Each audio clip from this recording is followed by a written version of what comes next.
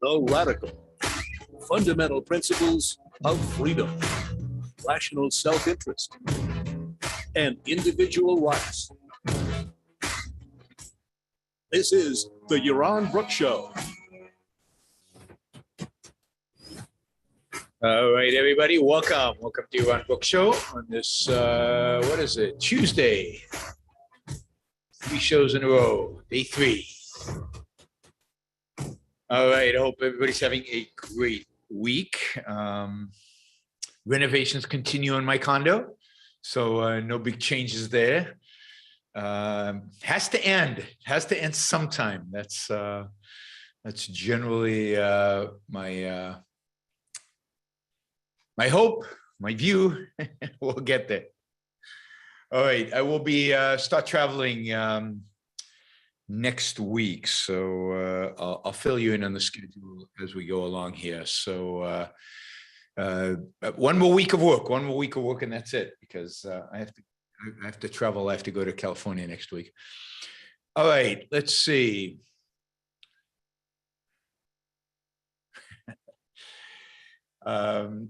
Today we've got our contributor Q&A. So we have a number of $25 and up supporters here with us, and we're going to go through a Q&A with them. Of course, SuperChat is open, so you can also ask questions on the SuperChat. Anything you could ask about everything. I don't promise to answer everything, but you can at least ask about everything. And of course, I don't know if Ali's here, but we just got the standing order, I guess, to raise $400 per show. Yesterday was a really good show. We raised double that. So hopefully we can make that target today. All right, let us get started. All right, Nick, you're up first.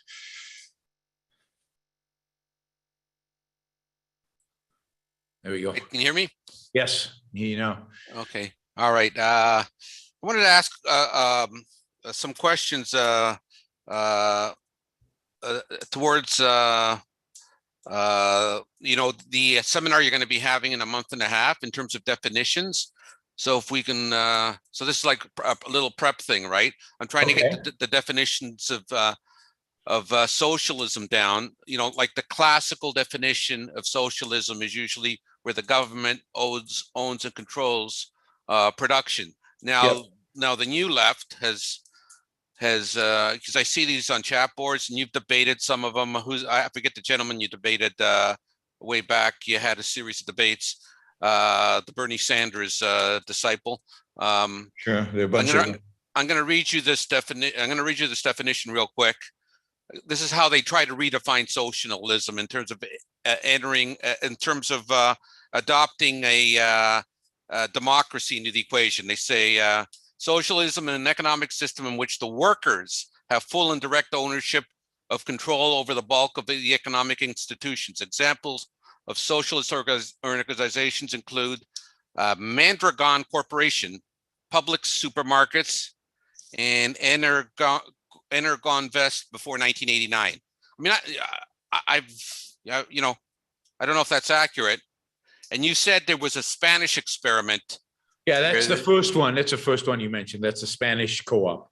Okay, so I mean, in terms of scale, they're a joke. I mean, it's not even 0.00000 whatever. No, it's a joke. And in Spain, they've been criticized by a lot of leftists for having capitalist, working conditions and treating them. They do have some employees, some of their subsidiaries are not completely owned by the workers. So it's not. So how do they try to cleanse my question to you is, how do they try to cleanse the definition of the classical definition of socialism and try to make it something that it isn't in terms of, it's not completely wrong. That is, the definition of socialism. I mean, the idea of the workers owning the means of production. Well, why do the workers own the means of production? The only way the workers can own the means of production on scale is if the government, in a sense, gives them all kinds of favors and creates conditions under which they can own the means of production, right? So they have to get favors from the government. So that they have an artificial monopoly or an artificial oligopoly or monopoly, whatever it may be. Yes, exactly. So Israel, when I was growing up, in Israel, the largest employer in the country was the labor union. The labor union in Israel owned the means of production in Israel. They hired people, they fired people, they built factories, they did all that. Now, how could they do that? Because they were granted monopoly power over in certain industries, in certain functions from the government. So the government provided them with that ability. When in the early 1980s, late 70s, early 80s, the Israeli government started to liberalize the economy and open it up and allow for competition, the labor union very quickly had to either divest itself from all these holdings because they couldn't compete. But they were for a long time protected by the government so that the workers owned the means of production. Okay. Have you ever heard public supermarkets as being worker owned? Was that how it got its start? I don't know. I don't know who public supermarkets is. Publix. Oh, no, I don't know. Maybe. I have to heard about that. And what about Energoing Vest? Yeah, I don't know who that is. The first one I know, because that's the example they always give. So I did some research about it, and it's in Spain. The others I don't know. But yeah, I mean, obviously they're not dominant, right? Publix should try to enter Texas and compete with HEB. Okay. We'll see how long they last. I don't know if you've ever been to an HEB, but when I first arrived in Texas in 1987, HEB was a life-altering experience. I mean, you go from a little corner grocer in Israel to a massive warehouse that is now a grocery store with multiple selections of everything, tidy and clean and neat and beautifully presented. HEB was a true revelation. And I think still is. I think it's still a pretty spectacular supermarket chain in Texas, and big like anything in Texas. Justin says, he asks, workers owning the means of production is communism, right?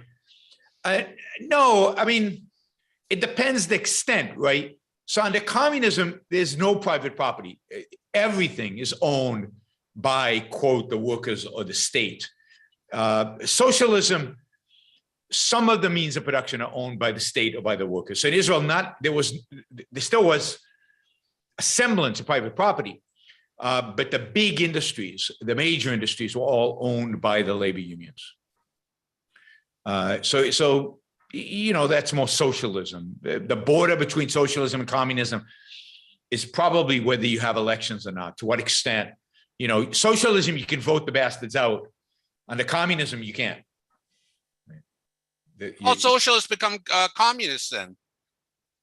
Well, some of them do, but in Israel, for example, the socialists all disappeared. There are no socialists anymore, really, in Israel.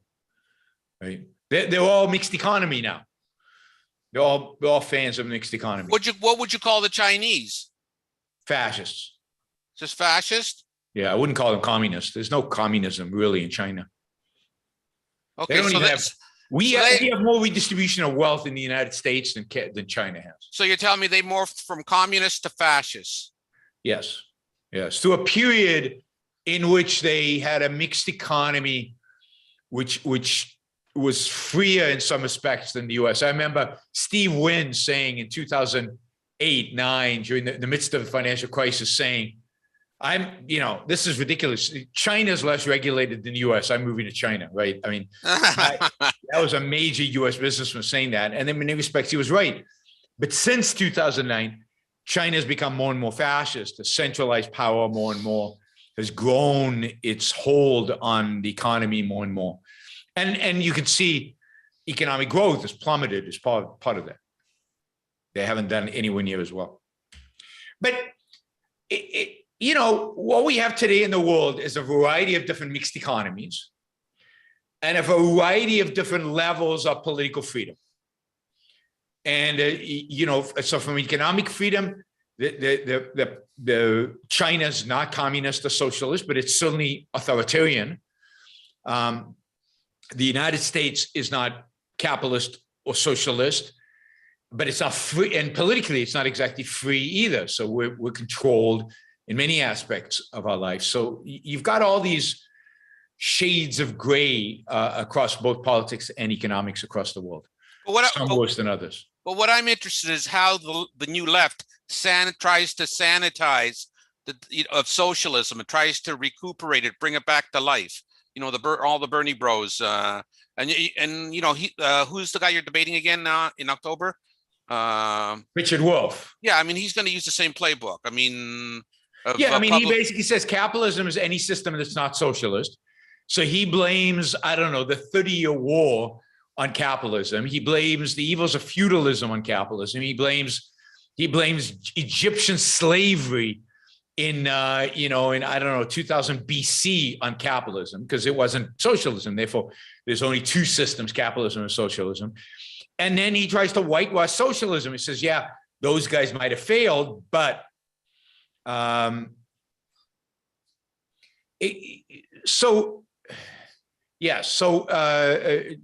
also asks, so what's the government's role in communist system? In communism, the state owns everything. So they pretend that the workers own the means of production, but the state owns everything. The Communist Party dictates everything. In Israel, the labor union was separate from the state, from the government. Indeed, they fought all the time. Labor union often fought the government. In communism, nobody fights. Labor unions indeed are illegal under communism. Everything is owned by the state, but the state is viewed as representing the workers. The state is a workers' state. It's the state of the proletarians. But that's just them being delusional, right? It's not reality. It's not true. Yeah, communism, Trato says, communism says that workers and the state are one body. They're the same. There's no difference. It's a dictatorship of the proletarian. And the proletarian, of course, need somebody to represent them, and that's the Stalin or the Lenin or the dictator. So with Richard, well, just one final point. With Richard Wolff, part of your job is to clearly define what capitalism is, because he's going to try to bastardize the definition and clearly define what socialism is, because he's going to try to make it out something that it isn't. Well, no, he'll admit to what socialism is, the workers owning the means of production, the state. He'll waver between the state and the workers. He'll admit what socialism is. He just won't admit the consequences.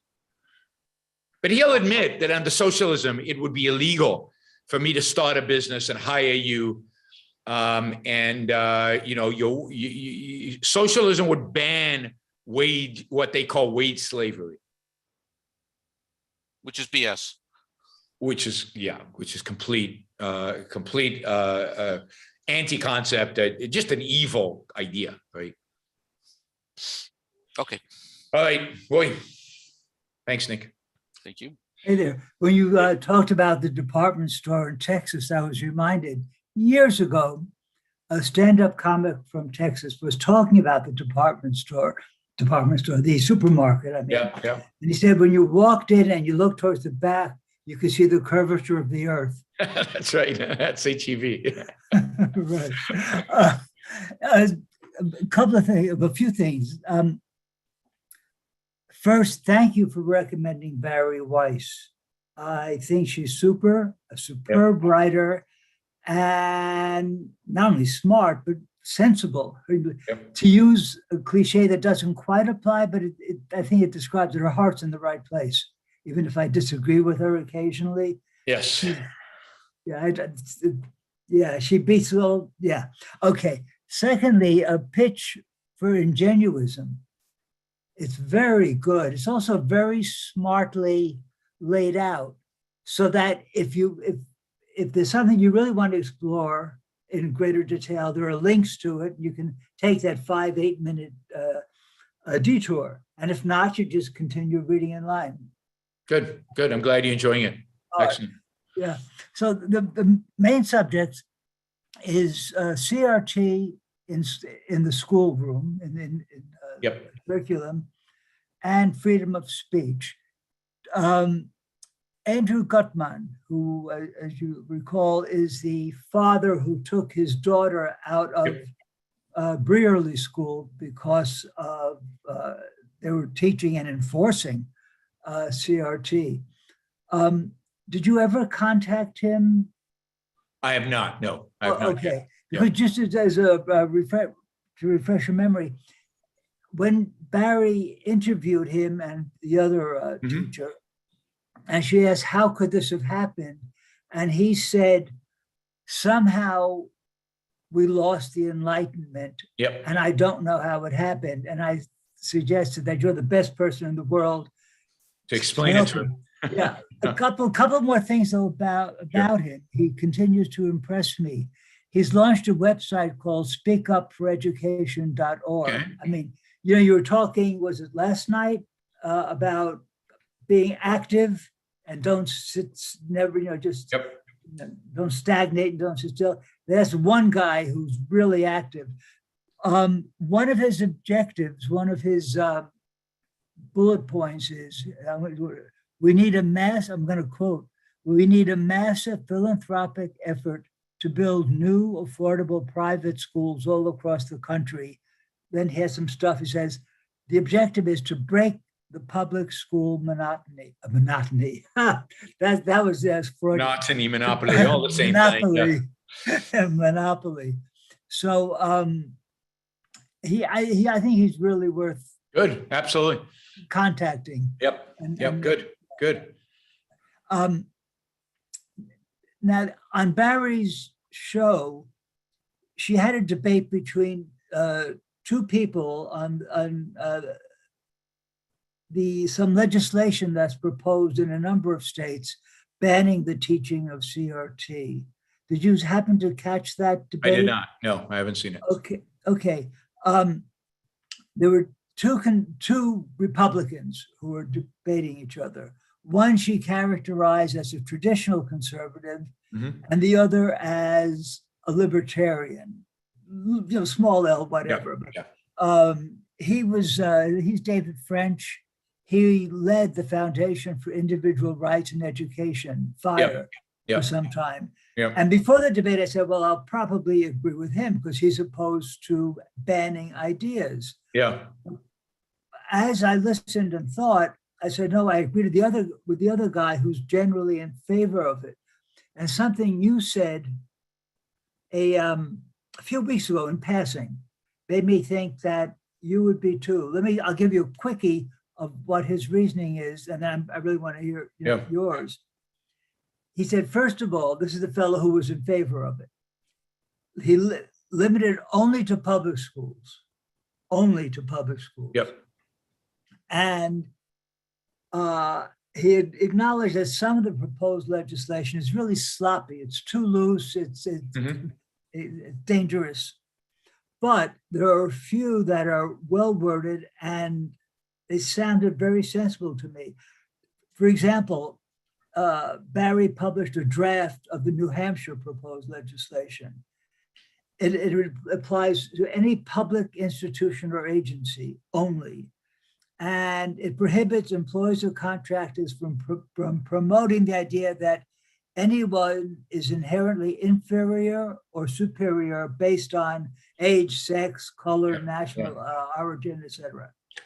Similarly, it prohibits any of the people, any of the employees or contractors from promoting the idea that anyone is inherently racist, sexist, or oppressive on the basis of any of those criteria.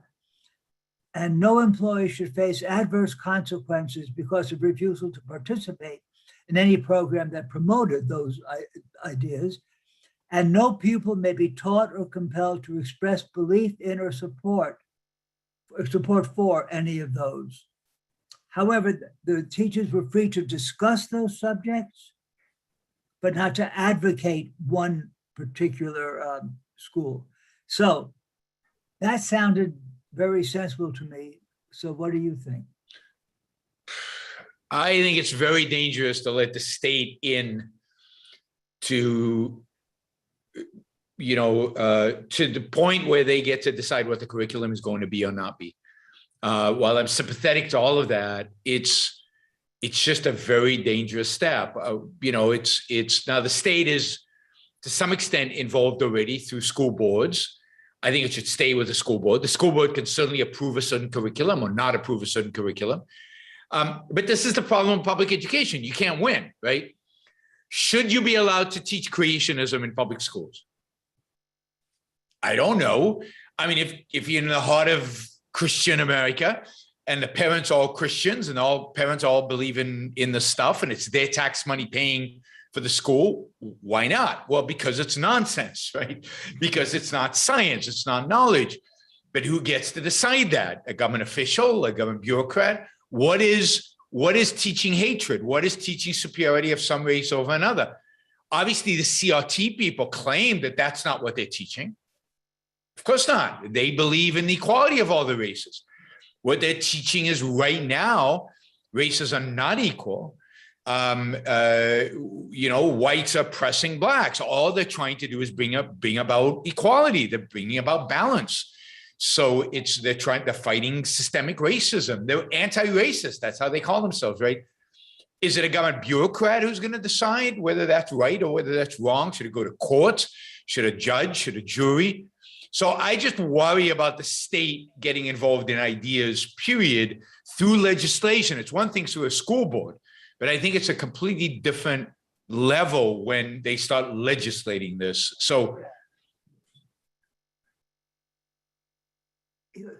but I thought the New Hampshire proposal stopped short of actually legislating the curriculum. You said you can't require a student. Yeah. Maybe I'd have to read it and see how it exactly was phrased and exact context and how it's understood. Maybe, but it's just this very, very slippery slope and very, very dangerous. But of course, it's inevitable once you have public education. Yeah. And again, the more they ban the stuff, the more sexy it appears. The real fight is the intellectual fight against these ideas and against what they represent, and to convince teachers not to teach them, and to get parents to pull their kids out of schools, to teach it, to create the kind of pressure for this not to happen, and to keep our politicians out of it. Because, the next Republican who becomes president is going to try to dictate on a national scale what the curriculum should or shouldn't be. And that is very, very dangerous. Yeah, now I certainly agree if they're actually dictating what the curriculum should be. This just prohibits preaching one over other. You can teach it. If you can objectively define preaching and objectively define these things. I thought it was written well. Good. Okay. Yeah. So potentially, again, I'd rather the state stay out of ideas. Let people discriminate, let people preach whatever they want, and let the consequence befall them. Just because it's a public school, that's the thing. Yeah, but a public school, you can't win. What if all the parents are leftists and they believe in CRT, and it's their tax money, and they want their kids to learn CRT? That's a good point. Why should the minority in that school district object to that, and yet Christians can teach creationism, but crazy leftists can't teach CRT, right? So once this is the problem. Once you start intervening, public schools are a mess, because what's the standard? There's no standard. Okay, all right, thanks, Roy. Daniel. There was a story in the Morning Dispatch, middle of the month, where they're talking about the run-up before Biden met with Putin. And they say, from the annual G7 summit in Cornwall to a conference of NATO leaders, the early legs of President Biden's first trip allowed him to prioritize his stated foreign policy goals of multilateralism, institutionalism, and leading with diplomacy. Is that completely vacuous? Does it tell us anything, or can we tell just because he sat down with Putin, and he certainly didn't tell him to his face, you're a killer. I mean, he may have said that earlier, but Yeah. he's not saying it anymore. What can we expect from Biden in foreign policy? The same as we've had for decades now. What does multilateralism mean? It's supposed to be contrasted with bilateralism, which was Trump's approach. Trump didn't believe in multilateral institutions and institutions where or trade deals, for example, where you cut a deal with a bunch of people. You wanted one, country by country, which for some things is right, for some things is completely wrong. Why not have a multilateral trade deal if that's how you get everybody to reduce tariffs and to increase trade?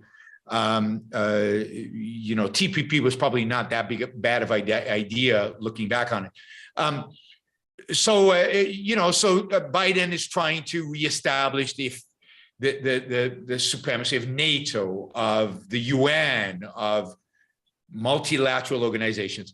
What were some of the other ones? Institutionalism. Institutionalism, again, it's not about personalities, it's about the people, and it's about these institutions, and it's about those kind of things. It's vacuous in a sense that at the end, he doesn't stand for anything, he doesn't represent anything, but then neither did anybody else, right? It wasn't, the other aspect of this is multilateralism and institutionalism is that America won't go alone, right? And America won't necessarily be the leader. It's like, it's Obama again, right? We'll lead by following, right? We'll lead from behind, which was Obama's idea of this kind of institutionalism or multilateralism. So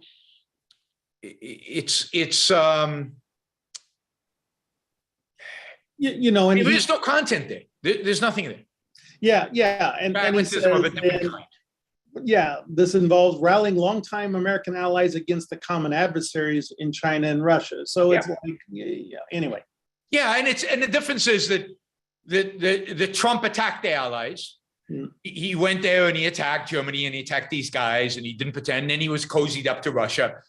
And it depended on the day. Sometimes he was super tough on China, but then he said he really admired Xi and he really respected his hold on the Chinese people and the respect he got for, he loved the respect that Xi had, so it's different than Trump, but equally vacuous in the sense that Trump didn't have a coherent foreign policy, and neither does Biden.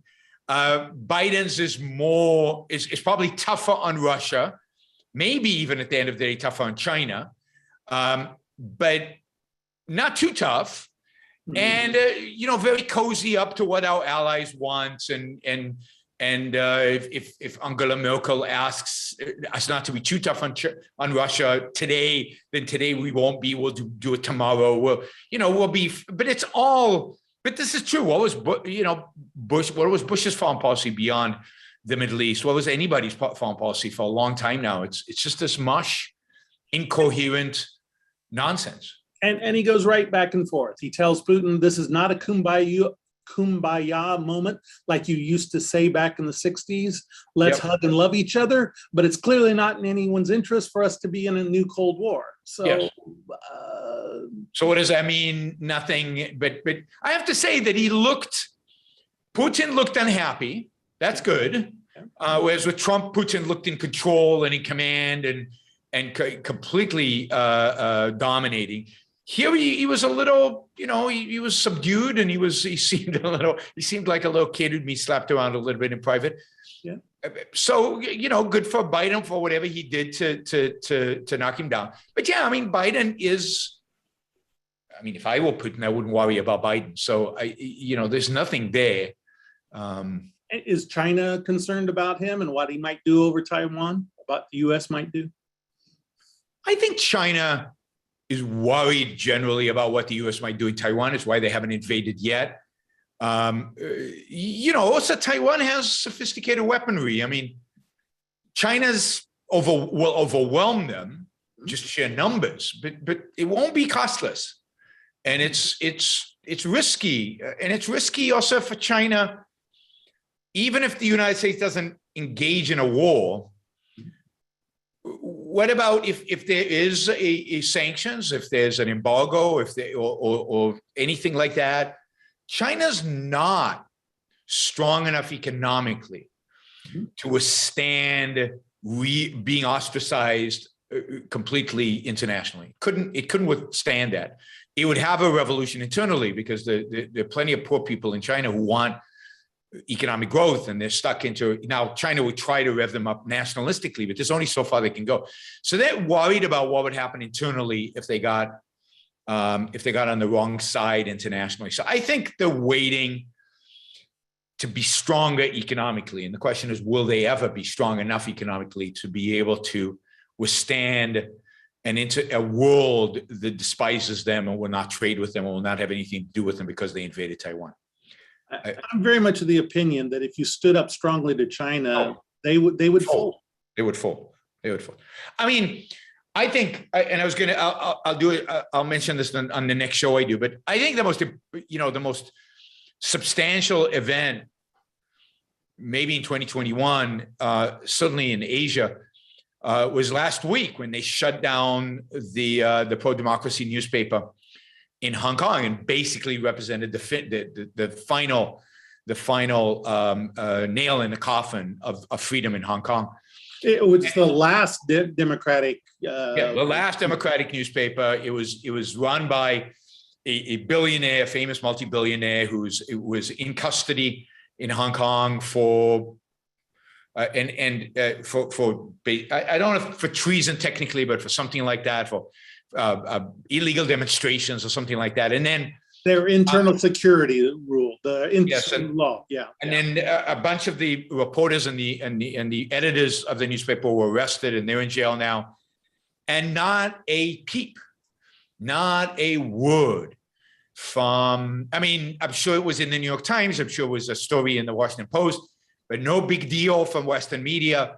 I didn't see Biden make a big deal out of it. I didn't see the Europeans make a big deal out of it. It completely surrendered. So, with that attitude, yes, it's just a matter of time before China takes Taiwan. But they're just testing the water.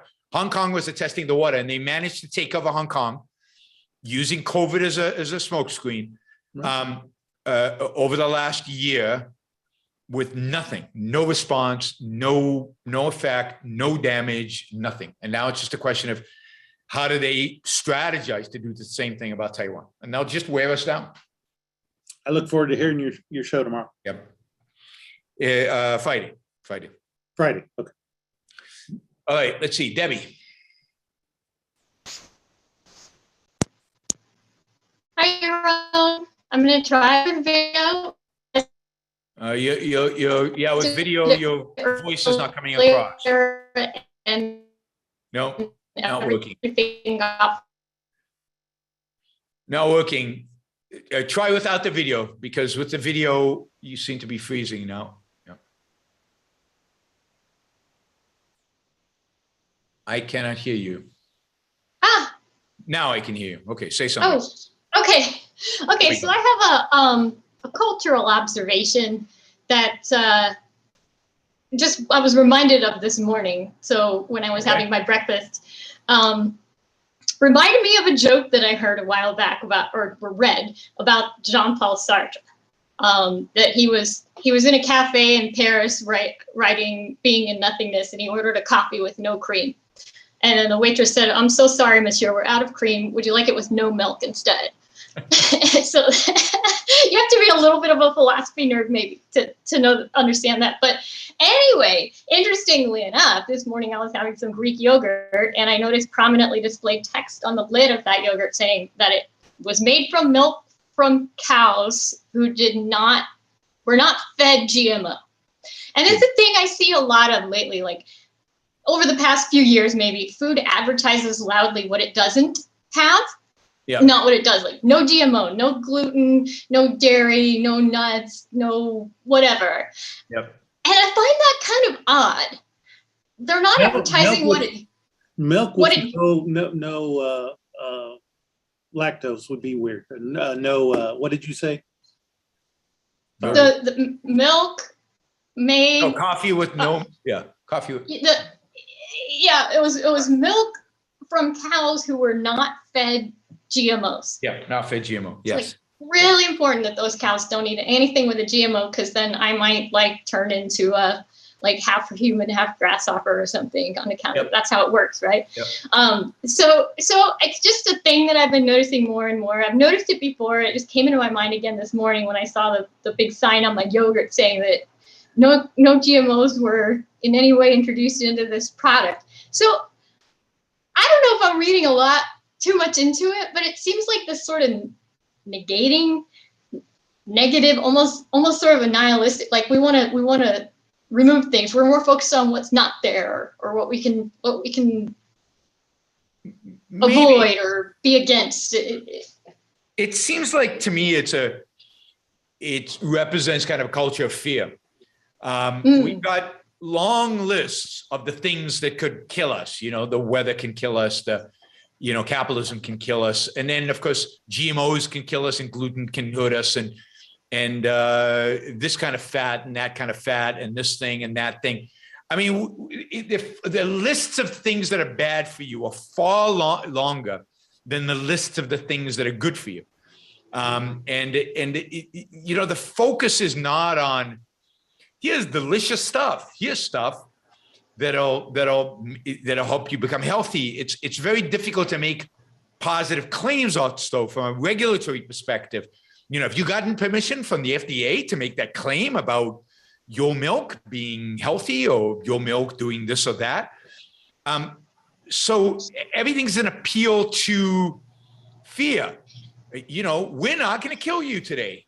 So buy us, by implication, other products might kill you, but we're not. We can't say we're healthy for you, because that would require the FDA to prove and to do a double-blind study that proved that we were healthy for you.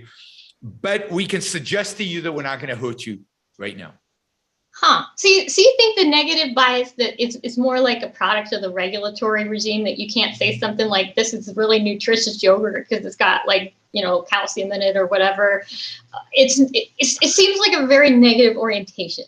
I think it's two things. I think it's one is the regulatory bias. And second, I think it is that we live in such a culture of don't do this, don't do that, kind of the precautionary principle gone amok, right? Or the precautionary principle is already amok.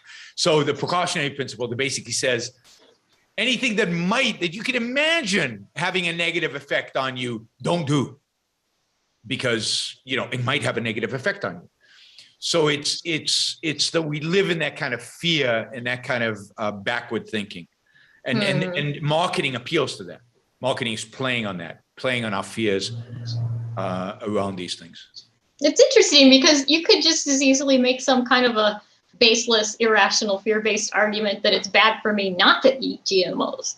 I mean, if we're not really focusing on reality anyway, then it seems a little bit arbitrary. I guess it's just that there's this new thing. No, it's not arbitrary, Debbie. It's all about man-made versus natural, right? GMOs are man-made.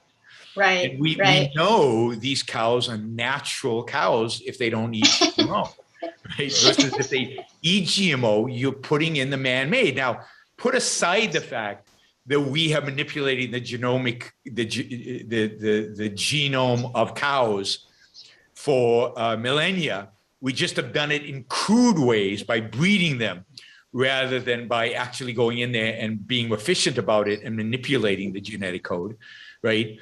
We've been manipulating the genetic code of plants for millennia, but we did it with old technology, and old technology is okay. Old technology is natural because we were dumb about it, versus new technology, which is scary. It's Franken food, right?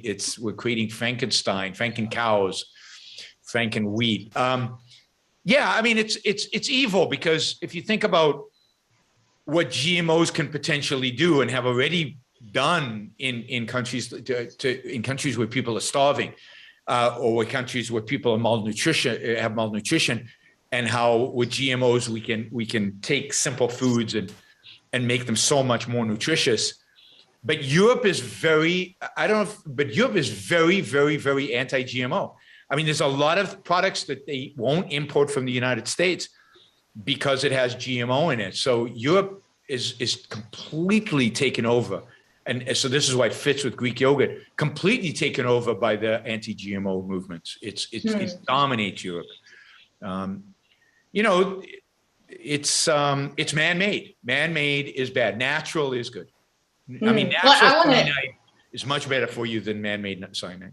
Right. Natural COVID is much better than man-made COVID. I want to. That's why I think they embrace the fact that it's man-made because they, you know, there's some people really want to believe that, and I might, to some extent, it might be man-made, but they're really embracing it because nature is a good thing. Nature is a beautiful thing. Mm-hmm, mm-hmm. Well, I just want to ruin it for these people by campaigning to advertise the fact that cows are themselves GMOs. Yeah, exactly. Absolutely.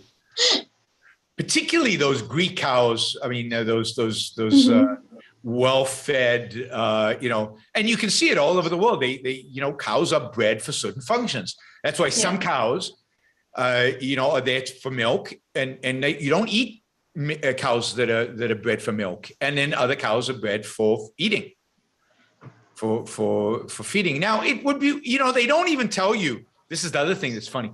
They, like, some people say these are, what do they call it? Natural grazed or grass-fed. Yeah. Grass-fed cows. Yes. They could say it's grass-fed cows, and that would preclude GMO because GMO, well, you could have GMO grasses, I guess. But no, they don't care if you're stuffing the cow with all kinds of stuff, as long as that stuff that you're stuffing the cow with is not GMO. GMO is the devil. It's considered so evil. But yes, it's about the man-made versus the natural. They think nature is, they have no conception of what life in nature really is about, and how human beings are not exactly equipped to deal with it. It's like the rational mind is that abhorrent element that just separates us from the natural world that they want to wipe out. You know, because that's what it is that enables the existence of GMOs, as opposed to like just cultivating cows over millennia. Yep. But of course, even the mind is necessarily cultivating cows over millennia, but they haven't thought of that. So that, you know, that's a little bit more abstract for them. They know GMO is some scientist manipulated the genes, and that can't be good. Mm-hmm. That can't be good. Yeah, it's hard to get into the mindset of the stupidity of these things. Yes, it is. I'm glad though, right? I'm glad that I don't live in that mindset. Yes. Yeah, very much so. Very much so. All right, Naveen. Hey, Yaron. Hey. I was wondering if you could give a very high level overview of dim hypothesis, because there were a few questions. Dim hypothesis. Which hypothesis? Dim. Oh, dim hypothesis. Yeah. So there are a few questions around, is this D1, is this D2, M1, M2? You know, I'm just wondering if you can, just at a high level, give maybe definitions or overview, whatever you choose. Sure. So, I mean, again, this is me. This is not, you know, if I am butchering Leonard Peikoff's theory, it's my fault, not his. He's not responsible for anything I say, to the best of my ability. The dim hypothesis relates history to a culture's approach to integration, to the integration of knowledge. I being an integration based on reality, an integration based on reason, on a connection to the facts of reality. M relates to a misintegration. It's still trying to integrate. It's still trying to see connections between things. It's still trying, in a sense, to unify a grand unifying theory, right, of philosophical or ideological. But it is integrating not around reality, around something external to reality. God is one good example of that. God is the integrating principle, and everything has to be connected to God in some way or another. D is the idea that there is no integration. There is no unifying theory. There is no anything that explains things in kind of in a unifying set, that everything is a concrete, that everything is separate, that everything needs to be understood as a separate thing, as a separate observation, as a separate concrete. There is no grand unifying theory, that there is no explanation that explains the many. So Leonard uses the one in the many, right? There is no one in the many. There is no one integration. There is no one explanation. That you have to hold the many. You have to maintain the many constantly, and that's disintegration. The one and the two are how consistent they are around that idea, right? So the ones, there's still some reality, there's still some integration going on around reality for the M1s. So they're not completely dedicated to integrating around this thing external to reality, but there's still some reality that seeps into their integration. And for the Ds, there's still some reality that seeps into their, so they're not completely everything's atomized, but they see a little bit, some things connect, but they don't take that seriously. They compartmentalize? Yeah, they compartmentalize it more. Okay. The twos are committed, right? They're committed. It's theocracy, right? It's communism. It's all integrated around this idea of the proletarian, and everything integrates around that. It's on the D, it's egalitarianism. The egalitarianism doesn't integrate anything. It's everything is a unit that you're just comparing these units and you flatten it all. So it's a complete dedication to that. That is the difference in my words, and I'm sure I'm sure Leonard would do a much better job, and the dim book, of course, does a much better job explaining that, right?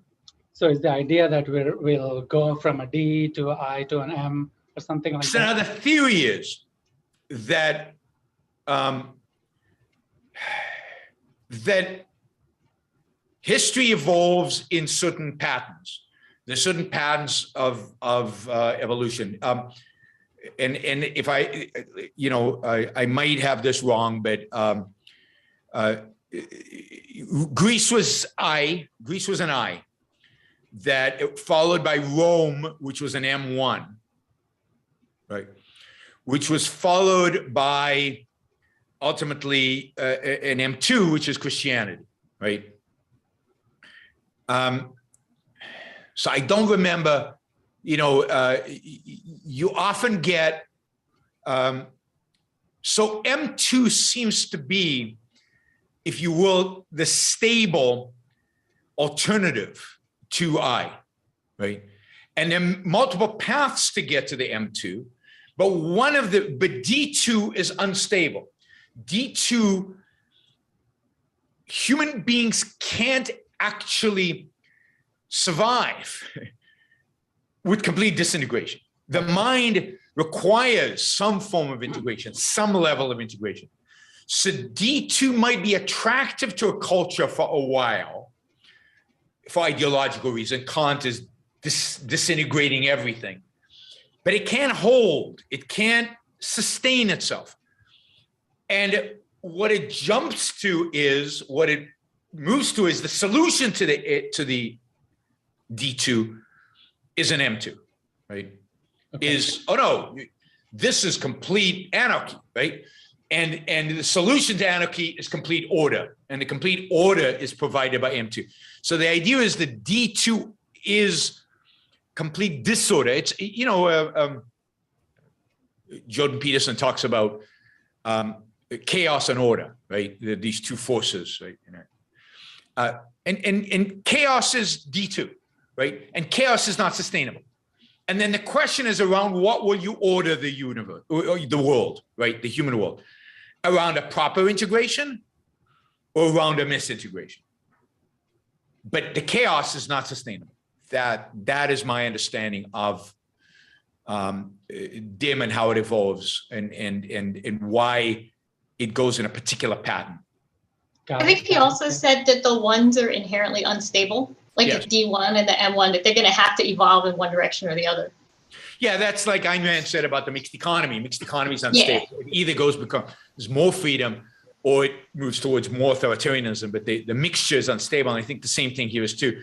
D1 and M1 are just unstable. And they can survive for a long time. And we see that because most of our cultures that we live under are D1s and M1s.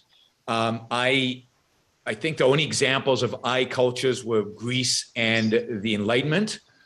And then we go to M1s and D1s, and we kind of bounce around. But ultimately, it goes to the 2s because they're the more consistent. Things gravitate towards the consistency. And you've seen that with the left, which is typically being D1,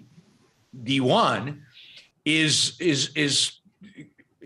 becoming D2. I mean, the modern left is completely D2. The new left in the 60s was a D2.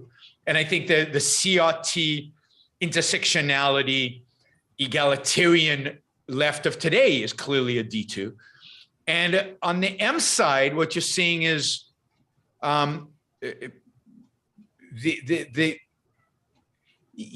think ultimately we'll see the M2s, but we haven't really seen them replace the M1s yet, right? But you can see them floating. You can see some floating. And you can see that, for example, a lot of Republicans who are M1s voted for Trump, who I think is a D1 close to D2. He's not an M2. Right. He's not an M. Yeah. I don't think he's an M2. Right. He's a complete pragmatist, which is a D. Right. Got it. Thank you. Now I'll go try reading the book. Yeah. Thank you. Should have done the other way around, but yes, you could have helped explain it to me. But yeah. Yes. Okay. Let's see. Jacob.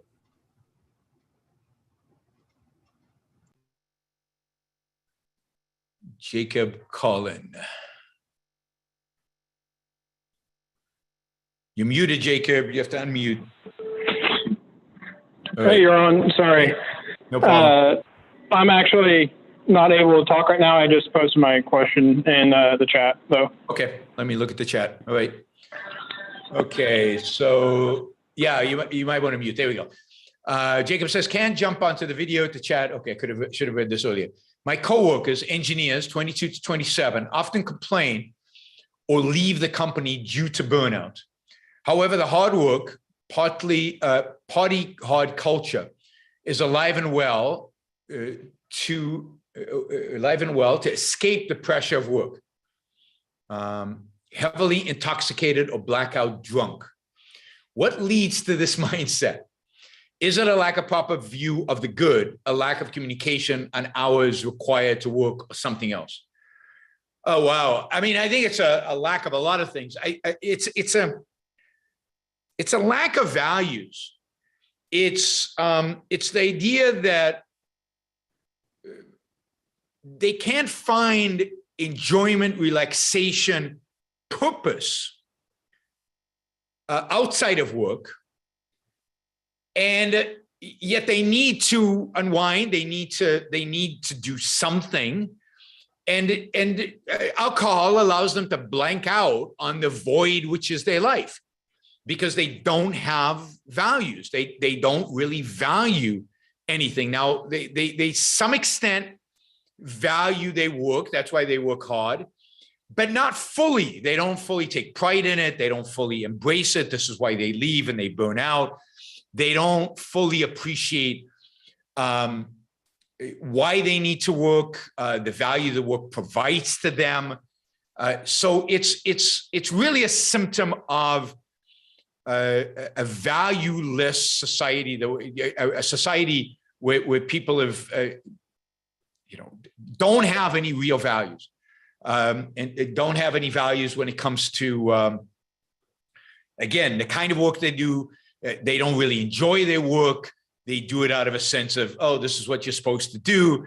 And then, then they get to a point where they hate it, and then they become, you get a lot of these socialist kids who say, well, why can't I just stay home and not work and somebody feed me and somebody sustain me financially? and part of that is they don't see the value in the work itself. So it really is, I think, a symptom of the lack of values, a lack of joy, satisfaction, pleasure, pride, certainly a lack of pride, a lack of internalizing the virtue of productiveness and seeing value in being productive and achieving one's goals, and then being able to go home and pursue other values. I think, so many things going on here with Americans. There's also American kids are very repressed. They're very repressed, in spite of the promiscuity, they were ultimately very repressed emotionally, and in spite of the emotionalism, they're very repressed emotionally and very repressed sexually. Alcohol loosens them up, makes them less repressed, makes them more confident sexually. They're confused sexually. They've been confused since they were very young. Their culture confuses them sexually. What does it mean to be masculine? What does it mean to be feminine? What's the relationship between masculinity and femininity? How should I approach a girl? How should the girl, if you're a girl, how should you respond to a guy? What's allowed? What's not allowed? What's healthy? What's not healthy? It's very confusing. So it's much easier to engage in mating ceremonies. I debated a evolutionary psychologist earlier today, so that's why I've got the language. In these ceremonies when you're drunk, because then you can pretend that you're not responsible for it, right? So I think repression has a big deal, and one of the ways in which they are sexually promiscuous is through alcohol, because they don't know how to be. They don't know how to embrace sex and really value sex and value the act and the person you're engaged in the act with. They don't know how to value that. And again, this is the emptiness of values. This is the void of values, which alcohol fills for them. And I noticed this, 22, 27 is getting old, but I noticed this when I was a teenager in the United States. And when I was a teenager in Israel, we had huge amounts of fun. We did a lot of stuff together. It was a lot of fun, and there was no alcohol. We never drank. Alcohol was legal. There was no drinking age. We never drank, and we had a blast. And then when it came to the U.S., I noticed that kids, 14, 15, 16, had no idea of what to do with one another, what to do in terms of having fun, enjoying themselves, and consumed huge quantities of alcohol and typically finished the night throwing up and passing out. And it was like, I didn't understand it. It was completely foreign to me. I tried it once and that was it. Never got drunk again because I didn't see the point. So anyway, that's my lengthy explanation. It's a lack of values. All right, let's see. We've got area code 917. One of these is Andrew, but I forget his area code. 917. No, yeah, there we go. Hello? Hey, Yaron. Hey. It's Andrew. Hey, Andrew. All right, I guessed right. I absolutely recorded my name this time, so I don't know. It's not coming through somehow. Not there. Not there. Also, do you find it interesting, Yaron, that alcohol is a downer? So to me, it suggests like certain negative emotions are being repressed. If alcohol is facilitating, social interaction and feeling comfortable. But it's a downer, and it is in a sense a downer, but I observe it around people that I know who drink, and people don't get drunk, but drink even let's say moderately. It loosens them up. There's no question about it. People who are somewhat repressed, a little shy, a little quiet, a little introverted, they drink some and they suddenly become extroverted. I think as you drink more, it's more of a downer. It's more of a depressant. But I think it certainly is what they call it a social lubricant, and it certainly works that way, and it facilitates that. And for some people they're much friendlier, they're much nicer. Others, they're much more obnoxious. Everybody who drinks wants to get much closer to you than is comfortable when they drink. Anyway, it's very interesting how alcohol affects different people in different ways, and how it definitely loosens you up in some significant way. And the question is, why do you need loosening up? And yeah. I don't want to get hung up on that, but I just thought that was interesting. Also, I think interesting about the evolutionary psychology point, as a concrete example of the difference in your thinking and the evolutionary psychologist, you mentioned the Putin and Biden, and Putin seeming inferior, and Biden seeming poised and sophisticated. There's a lot of people who are enthusiastic about evolutionary psychology who read the behavior of, they took a still photo, and basically the way Biden is sitting is with his legs crossed. Yep. Andrew, you there? Hello, hello. I think we lost you somehow. All right. You there, Andrew? Yeah, I'm not sure what happened, but I can't hear you, and I don't think anybody else can either. So let me switch to 734 area code. Then we'll come back to Andrew and see if he can complete his question. Hi, Your Honor, it's Jennifer. Oh, hi, Jennifer. How are you? Hi. Good. How are you? Good. Today on Twitter, I was arguing with some people in Britain about the NHS, and so I was making comments. I was trying to get them to just discuss socialism in general, and I just started getting a barrage of anti-American attacks, and I was kind of surprised by that. When you're in Britain, do you see a lot of anti-American attitudes, or do you think it was just because I was attacking the NHS, so they went ballistic? Yeah, you can't attack the NHS, Jennifer. I mean, really, what were you thinking, right? I mean, this is. I know, I should know better. I mean, it's got like going to Alabama and attacking evangelical Christianity and attacking God. It's actually worse. I think it's worse. No, there's certain things you cannot. You bring out the worst in the Brits. When you attack the NHS, they will go all out. They will attack you. So no, I don't think the Brits generally are anti-American, but there certainly is this view that in America, private healthcare basically is people are just dying in the streets, and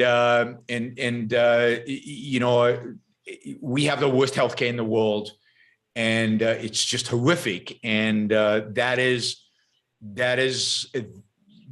part of the mythology necessary to sustain the NHS. It's to paint any alternative as monstrous, and that's exactly what they do. They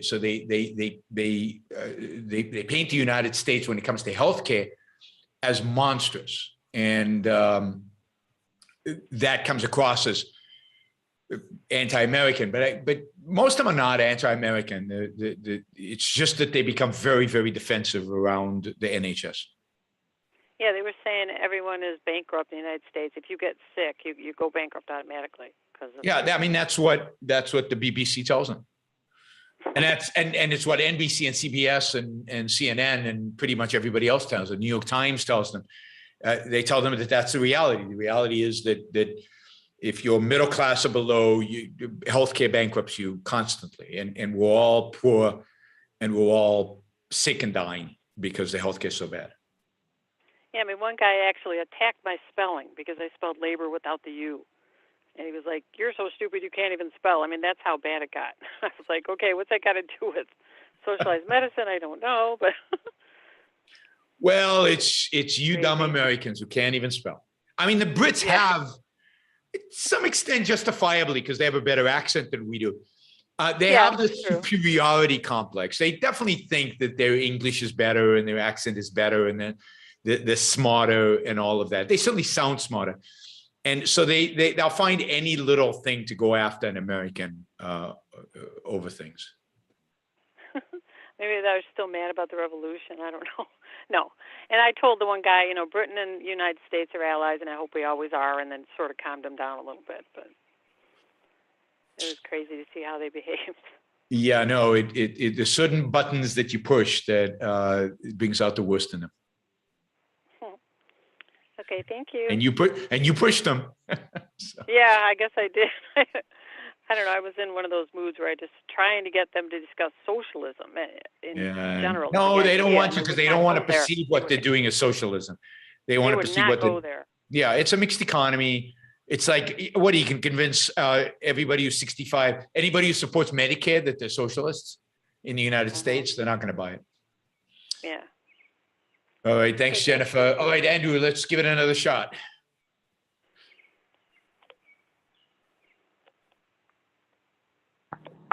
Sorry about that. I can hear you now. Okay. Yeah, my phone cut out. I don't know how far I got, but I was talking about the Putin-Biden meeting. Yeah, the photos. You talked about the photo and how people interpreted the photos. Yeah, I mean, I just think if you take something, it's like, you know, capsulizes, I think, what's wrong with that type of thinking. If you look and you see, okay, he's sitting in a certain way and Biden's sitting in a certain way, but, you know, that's a lot of how mature men sit in situations, you know, and it doesn't, it could show dominance, but they're looking at it from this very crude, again, non-thinking way of looking at things, like, you know, back to primitive man. And it actually, I think, is distorting what the proper interpretation of that photo is. Yeah, I mean, there's no question that the media in the U.S. is trying to pump Biden up and make the contrast with Trump, where if you remember coming out of the meeting with Trump, it was Putin who looked confident and assured and everything, and Trump who looked weak and who looked beaten up a little bit, and they were using this as an opportunity to make that contrast. And there's probably something there because, you know, for whatever reason, we could speculate on it, Trump was very, very weak in confronting Putin. And I think Biden, you know, was probably superficially tougher. I don't think in essence tougher, but superficially tougher, because, you know, that's the contrast that you know, he's been running on, if you will. Yeah.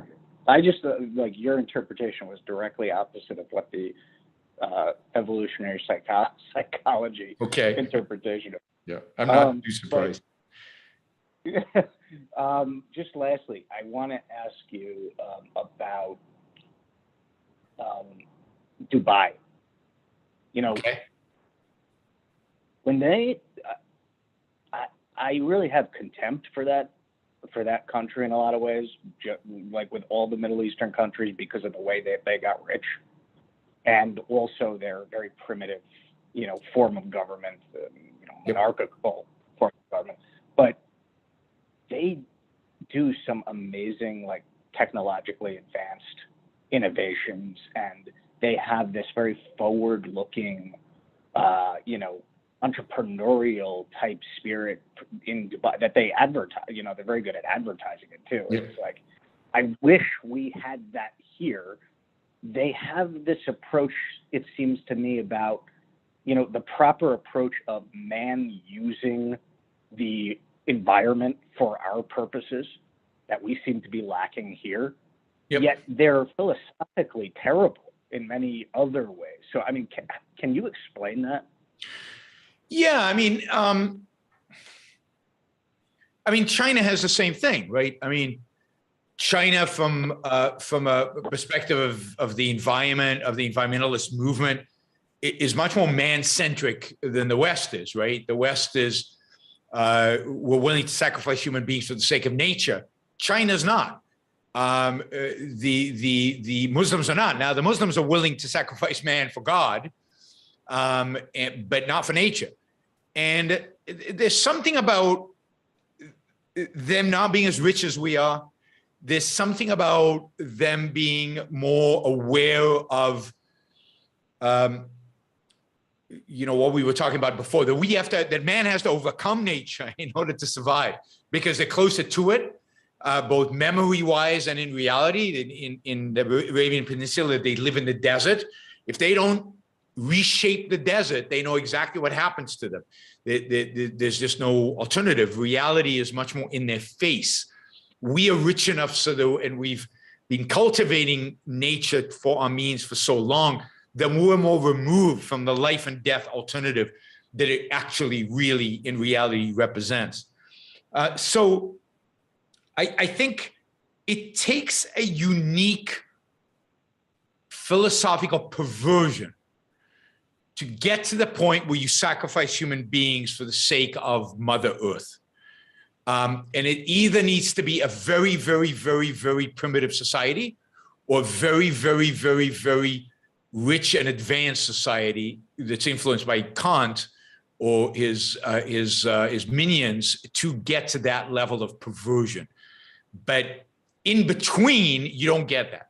And, you didn't get that in America 50, 100 years ago, certainly not 100 years ago, maybe 50. You didn't get that even in the Soviet Union. It was fine to sacrifice human beings for the sake of the communist cause or for the sake of progress of humanity. But the communists weren't going to sacrifice human beings for the sake of some Mother Earth or spotted owls. To hell with it. If the proletarians were going to benefit, wipe out all the spotted owls in Russia. That's fine. There was no conception. If you had to pollute in order to make the proletarian richer, better off in some hypothetical way, so be it. So this turning nature into God is a privilege only rich and corrupt nations have. Poor nations can't do it. And authoritarians are not going to do it because their people are typically too poor to believe that. So, what do authoritarians in poor countries have to sell on the people? That there's some external force responsible for their poverty, global capitalism or the evil oil companies or something, and that the state will cure them. The state will solve it. The state will save them from that. But they're not going to tell poor people that they have to be poor and they have to get even poorer for the sake of spotted owls. Poor people don't buy into that. Only rich people buy into that. By the way, it's interesting, but I would say that Marxism is much more popular among the rich than it is among the poor, among the proletarian. Right? It's popular among intellectuals, not about working class people who actually work for a living. Like, I don't know any put it this way, a small minority of working class people might talk about wage slavery, but a lot of intellectuals will talk about wage slavery, intellectuals who've never actually gone out and worked for somebody, other than the university in their lives. So some of these ideas require you to be rich and comfortable in order to embrace. Otherwise, reality slaps you in the face very, very, very quickly. Interesting. And remember that Dubai, just a point on Dubai, part of it is marketing. I don't think it's a culture of entrepreneurs. It's more of a marketing that they know entrepreneurship is good, so they market that. It's a culture that only some people can be entrepreneurs. Certainly, if you're a woman, you can't. And it's a culture that in many respects treats human beings as garbage. They really do have semi-slave labor in Dubai. The way they treat their foreign workers over there is almost like slave labor. It truly is horrific. So it's a facade. It's a pretense more than it is a reality. Got it. All right. Thanks, Andrew. All right, let's do a few Super Chat questions. I won't even count the amount of money we've raised because it's so pathetically low. Alejandrina not being here today is obviously, nobody's inspiring you. You guys are not inspired to support the show significantly today. So, all right, but let's run through some of these. We've only got one $20 and it's 20 New Zealand dollars. I don't even know how much that is. It's less than 20 American. All the other questions are way below $20. So okay, let's do 20 New Zealand first. I know many libertarians view most traffic offenses like drunk driving and speeding as invalid because people or property have to be hurt, damaged, or crime to be committed. Do objectivists have the same view? No, I don't think we have quite the same view. I think it's certainly legitimate to have laws against driving that endangers other people. That is, if you're driving in a way that can be objectively deemed endangering. Now, I don't think speed limits are that kind of law. I don't think speed limits are legitimate in a sense. Now, of course, if roads are private, they can do what they want. Certainly, they can have speed limits. But if you're driving fast in an uncontrollable way, yes, you should be stopped. If you're putting other people in danger, you could be stopped and fined and arrested or whatever. And certainly driving drunk. Now, the police can't have checkpoints, but if they observe you weaving in and out of lanes, they can certainly stop you and test you for whether you're drunk. So the behavior has to be endangering behavior for the cops to be able to stop you and to do something about it. They can't just arbitrarily stop you and test you as if you have to prove your innocence. Right? That is wrong. So even if it makes the road safer, it's still wrong. We're not pragmatists. We're not utilitarians. All right, Michael Sanders asks, how does Ali have internet access and a bank account in Venezuela? Must not be that bad down there. Well, what's not bad? You know, she has internet, and people have bank accounts there. They don't have much in the bank account. And yeah, you should ask Ali sometimes. I don't know how bad it is for her, but it's pretty horrific down there. Right? It's pretty horrific down there. I think it's so bad that people don't have the energy to go out and protest anymore because they don't have the energy. But it's a destroyed country. And the number, millions and millions of refugees who live outside of Venezuela, who live in refugee camps, where they're living better in refugee camps than living in Venezuela, is a testament to that. Now, why Ali? How comfortably she lives, I don't know. How all of that, you'd have to ask her. But don't take that as a sign it's not bad. Frank asks, in the TV show Vikings, a whale washes up on a man's property in Greenland. He claims the whale is his and refuses to share it. Does he really own it? Yes. I mean, in a sense that it's on his property. It's more that nobody has a right to breach his property to take the whale away from him. The problem is that, you know, we're talking about a community that is on the verge of starvation, and him not sharing it is he's dooming everybody around him to die of starvation. Now, in circumstances like that, where there's no government, to expect people not to use violence to try to take that whale is, we're not in civilization anymore. Nothing in the show Vikings should be indicative of civilization. It is a pre-civilization culture. The Vikings were, and the rules were rules of violence. So the idea that suddenly, out of nowhere, we respect property rights is absurd, right? I mean, people are starving.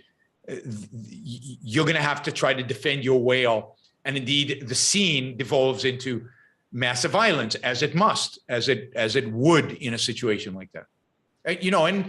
And this is why in civilized countries you have police defending private property because from violence in circumstances where violence is likely, riots, people are hungry, and so on. But there's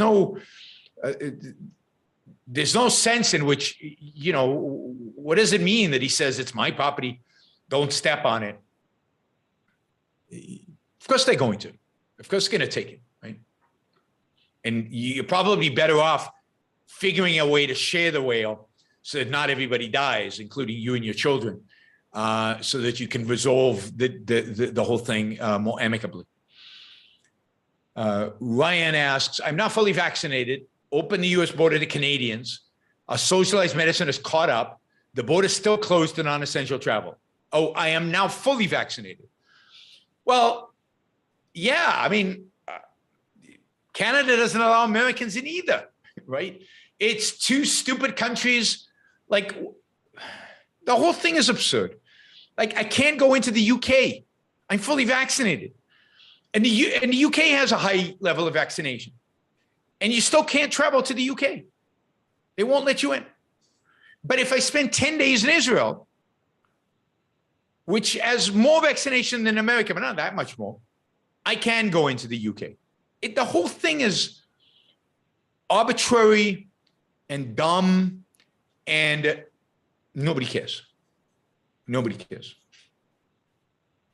13% of Canadian population is fully vaccinated. That's, they're afraid that the 87% will die because Americans will bring the virus into Canada, even though Americans are mostly vaccinated. Why don't they open it up for vaccinated people? The whole thing is, it defies logic, but that's the whole point, right? They can't open the borders just for vaccinated people because that would be discriminatory. That would be non-egalitarian. They can't open it up completely because what about the poor people who haven't been vaccinated yet or don't want to be vaccinated? In America, we're at the point where we're going to force people to wear masks. We're going to maybe even lock down some places because some people chose not to get vaccinated and we have to protect them. Because there's no shortage of vaccines in the US. Everybody who wants to be vaccinated can be vaccinated. All right, Michael asks, if America had not entered World War II, would the state of Israel have come into existence? You're asking a lot of these parallel history. Would the state of Israel have come into existence? Maybe, right? Hard to tell. There were Jews in Israel. They wouldn't have been as many because the European Jews who ultimately emigrated to Israel would have been killed by the Nazis.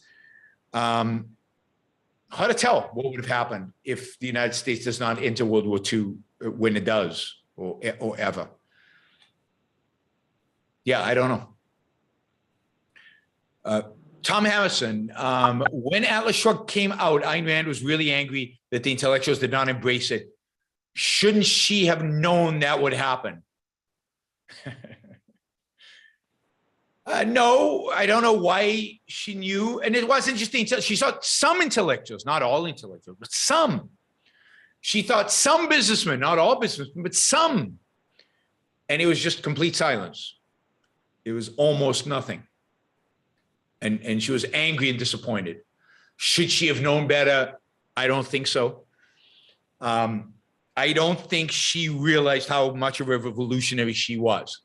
I don't think any of us realized when we first read Atlas Shrugged how revolutionary their ideas are and how counter they are to the culture until we start trying to explain it to other people and see the kind of vehemence with which they'll defend the status quo. I think it still surprises me that they're not more intellectuals, that there's smart people out there in the culture don't get it. Why don't they get it? It's not that hard. If I got it, why can't smarter people get it? Today, Ryan says, today I told an American that I was planning to spend July 4th teaching my kids about the founding. I felt proud to share this with a US citizen. Is that odd? No, I mean, there's a sense in which freedom-loving people are all Americans in spirit. And there's a sense in which Many Americans today are not American in spirit. Maybe even a majority of Americans today, sadly, are not American in spirit.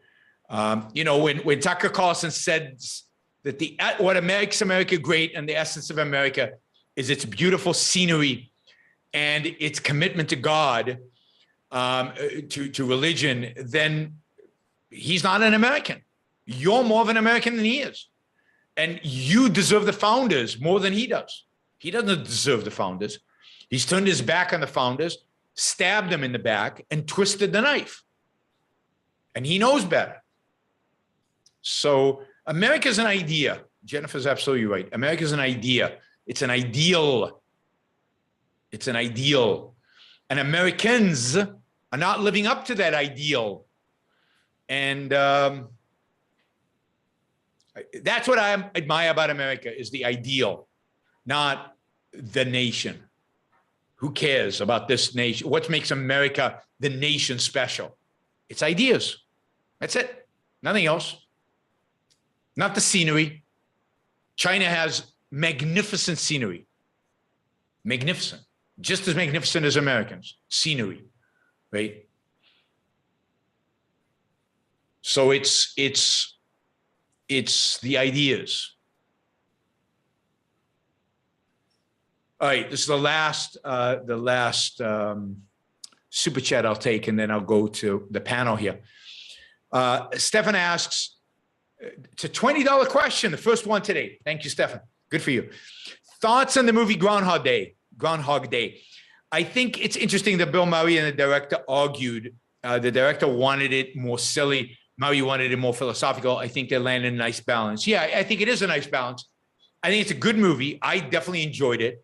I think it's both entertaining, funny, but it's also trying to get a point across, trying to articulate a certain view of life, of morality, of how to live, on what life should be about, on the importance of taking life seriously, on the importance of knowing yourself, of being attached to your feelings. This relates to topics the oppression that Americans feel, of not being repressed, of acknowledging your identity, your emotions, and acting in your interests. And I think it's a very enjoyable movie that is very good in terms of articulating the message. You could argue about the details of the philosophical answer to the question, but ultimately it's not bad philosophically, and it's entertaining and enjoyable in the meantime. But it's pro free will, and it's heartwarming, and it's pro selfishness in a significant sense, right? He has to learn about himself. He has to learn about what's important to him, and he has to be willing to fight for it to get out of the infinite loop. And that's a good thing. All right, let's go to our panel. We're just going to do it by the order you appear on my screen now, which is different than it was before. So we'll start with Naveen.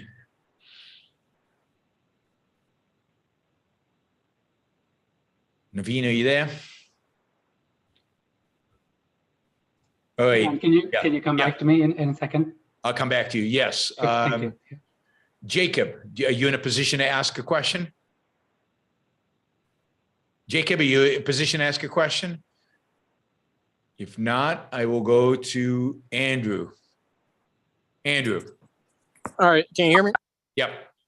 All right. I had a question that relates. So my role in work right now is technical engineering, and then transferring to management.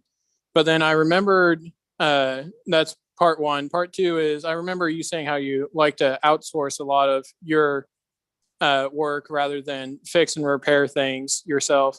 Yep. I was wondering, for a proper level of egoism or self-esteem, do you need a certain base level understanding of how to repair things, how, say, the computer works, how to troubleshoot that, or that way you can better understand the world? Or is it better just to know your specialties and really drive in and focus on that? I think you have to have the confidence that you could, if you needed to, learn how a computer works, but not necessarily know how a computer works, right? So I know I couldn't figure it out from scratch, but I know that I could learn it and study it and know it, right? And I know enough. I know enough about myself that I could do it, right? But I don't remember anything, right? Of whatever computer science or computers I studied, I don't remember a thing, right? I don't remember civil engineering, and I used to be a civil engineer. And I don't remember anything. I don't remember any math.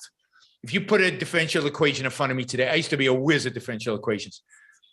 I don't know how to do a differential equation anymore, but I know I can do it. I know I could revise that skill.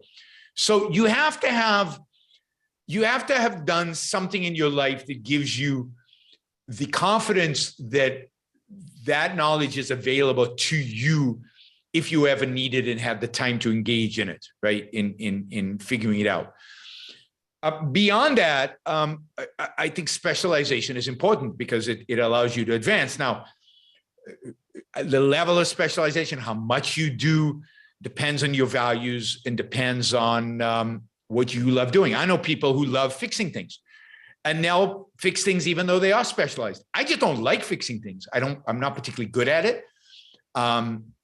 My wife tends to be more of the handyman around the house than me. She's more likely to replace a light bulb than I am, or to hammer a nail with a hammer, or to screw something in than I am. I just don't like it. It's not that interesting to me. She has this visual ability to look at a mechanical problem and see immediately what the problem is and fix it.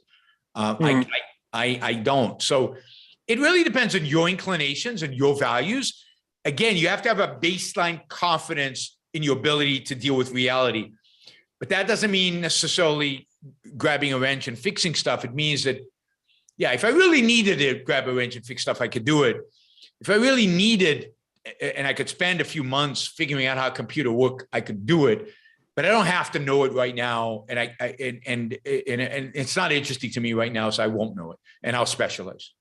Is there a value in knowing the base layer of the world around you? That way you don't get scanned, or it's harder to get conned in that way? I definitely think there is, and this is what education should provide. I think you should have a basic knowledge of math and science. I think you should have a basic knowledge of history. You should have a basic knowledge of obviously all the reading, writing skill set. And then, I think I'd encourage kids to be engaged in sports, because I think you should have a basic ability to control yourself physically in an environment. So be physically fit to an extent, coordinated to an extent, to the best extent that you can. Not all of us have that capability. So there's a basic level of skills that you should have. And in a world of computers, I think having some basic understanding of electronics and computer programming, just at the basic level, should be part of a high school curriculum. Again, as just this basic level stuff, together with science and math. I think some basic understanding of electronics and programming in the world in which we live in today should be part of it, right? Okay, thanks, Yaron. I appreciate it. Appreciate all you do. Yeah, but in spite of having a wide variety of knowledge, I think you reach a point in life where you want to outsource anything that you don't fully enjoy. And the more you can outsource, the better, because then you can focus on the things you really enjoy, right? You're not building skills anymore. You reach a point in life where you're more reaping the benefits of all the skills that you've already built. Okay, thank you. Appreciate it. Sure. All right, Andrew.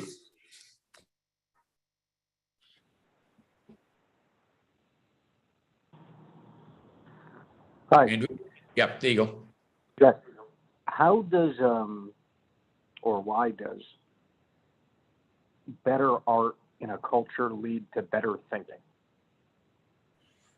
Oh, wow.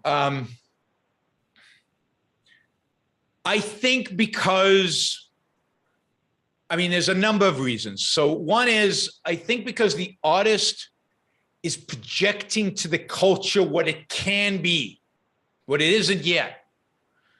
So Renaissance culture was an improvement, but by presenting Renaissance culture with Michelangelo, with David, people in the culture went, whoa, I could be that, right?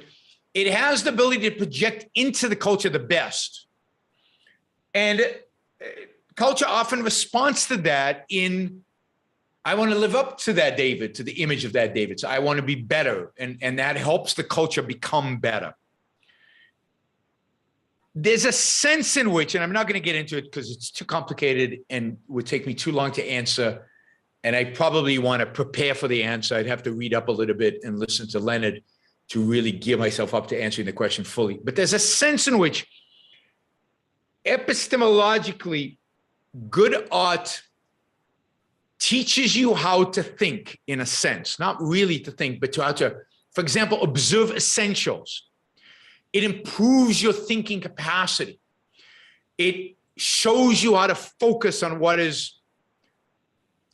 to focus on versus what not to focus on, how to think in essential terms, how to focus on, if it's a novel, how to focus on character and not other things. But of course, novels can't start with novels because I think novels require a culture that's more advanced.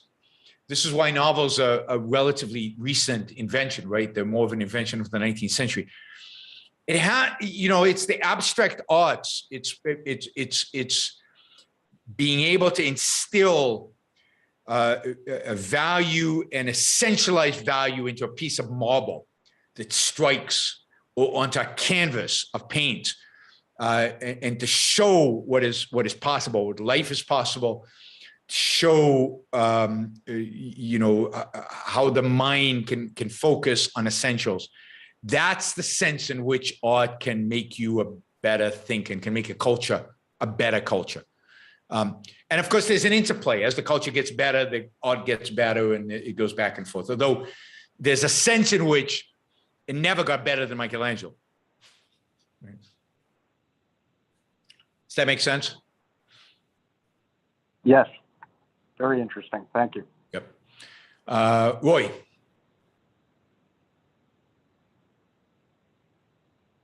Yeah. First, a comment about food warnings and ingredient warnings that Debbie brought up.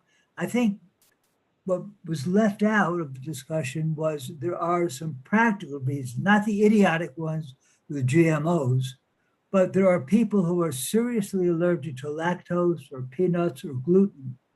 And it's very important for them to know this contains no gluten, et cetera, et cetera. So for some, it's a matter of life and death. So certainly with peanuts, yeah, I mean, some people are super allergic to peanuts. Although how we survived without peanut warnings in the past, I don't know. We didn't. We died left and right. But there's actually some argument that if you expose children when they're very young to peanuts, they don't develop the allergy. I don't know if that's true or not, but I've heard that. And by shielding everything and everybody from all these things, we never, in a sense, we become more allergic, not less. I don't know. I heard that about peanuts also, that if you introduce it into someone's diet very slowly, someone who might otherwise be allergic. But I would think that the most sensible thing is you don't put a governor on how much peanuts or lactose you feed your kid or yourself, unless you say, oh, I'm having a problem with this ingredient. Let me be tested or something. Yeah, okay. No, I'd like to thank the viewer who recommended Itaewon Class, the Korean film. It's a series. It's really something. Good. And the central character is, he said it's like, it's like Howard Rourke and I forget how he. A cross between the Count of Monte Cristo and the Fountainhead. That's how he defined it. Well, he is rather a Howard Rourke type. But Howard Rourke, I think, was maybe a little more self-aware. This fellow just takes it for granted, his independence and his integrity. Okay. And speaking of South Korean, other recommendations, I recommended Misaeng a while ago. Yep. It addresses the same issues of independence and integrity, but with less intensity. And there's another South Korean film called series, not film, Beyond Evil, which involves serial murders and detectives. But what's particularly great about this is the central character, who is a very quirky, independent person. And the quirkiness is very appealing and leaves you guessing. Okay. So, yeah, Good. so Good. that's my South Korean report. Excellent. There's something unique about South Korean culture that takes values seriously in a way that certainly in the West we don't see. So, I don't know how that impacts life in South Korea. I just don't know. Well, I was going to go, and I'm still planning to go as soon as I'm going speaking in once South again a Korea thing. tomorrow, but over Zoom, unfortunately. I was supposed to go. They were going to pay me. They were going to fly me there and pay me significant amount of money to come and do it. And then they decided that they couldn't convince the government to let me in. So because of COVID, I have to do it. It's a big conference. It started today. I'm speaking there tomorrow between 10:30, I think, from 10 to 11:30. I'm on a panel PM, which is, of course, morning over there. So it'd be interesting if I could stay awake, but I'm speaking about COVID, the world post-COVID. It'll be, I'm on a panel, so it'll be interesting. But yes, the South Koreans like me. I mean, there's a bunch of these entrepreneurs and academics who keep inviting me to come there and speak. And I got this invitation because I've spoken there in the past, and the reception was a good reception. So I'm hoping to be invited back in post-COVID world where I can actually visit the place. All right, let's see, Naveen. Hey, Ron.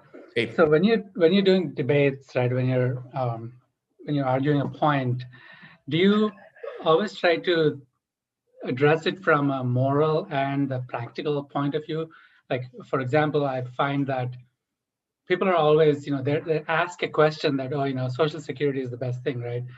But I think they're not asking some of the other questions. Right? In their mind, they're also thinking that it's the moral thing, and also something else will not work. So do you kind of try to address it from both sides? I try to address both.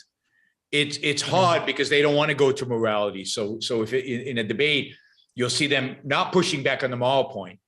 They'll just ignore the moral issue, and they just won't. They won't engage in it because they have nothing to say about it, because they assume morality equals altruism. They'll internalize that, and they assume the audience agrees with them. Everybody agrees. So there's no point in them arguing that. So they immediately shift, and all they want to do is argue the practicality.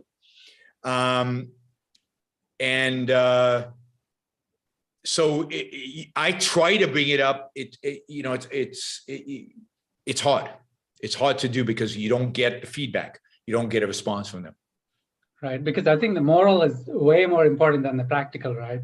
I mean, even if it doesn't work practically, if it's morally just, that's the right thing. Yeah, but of course, the moral is the practical, and the practical is the moral. So it's hard to say what's they're both crucial.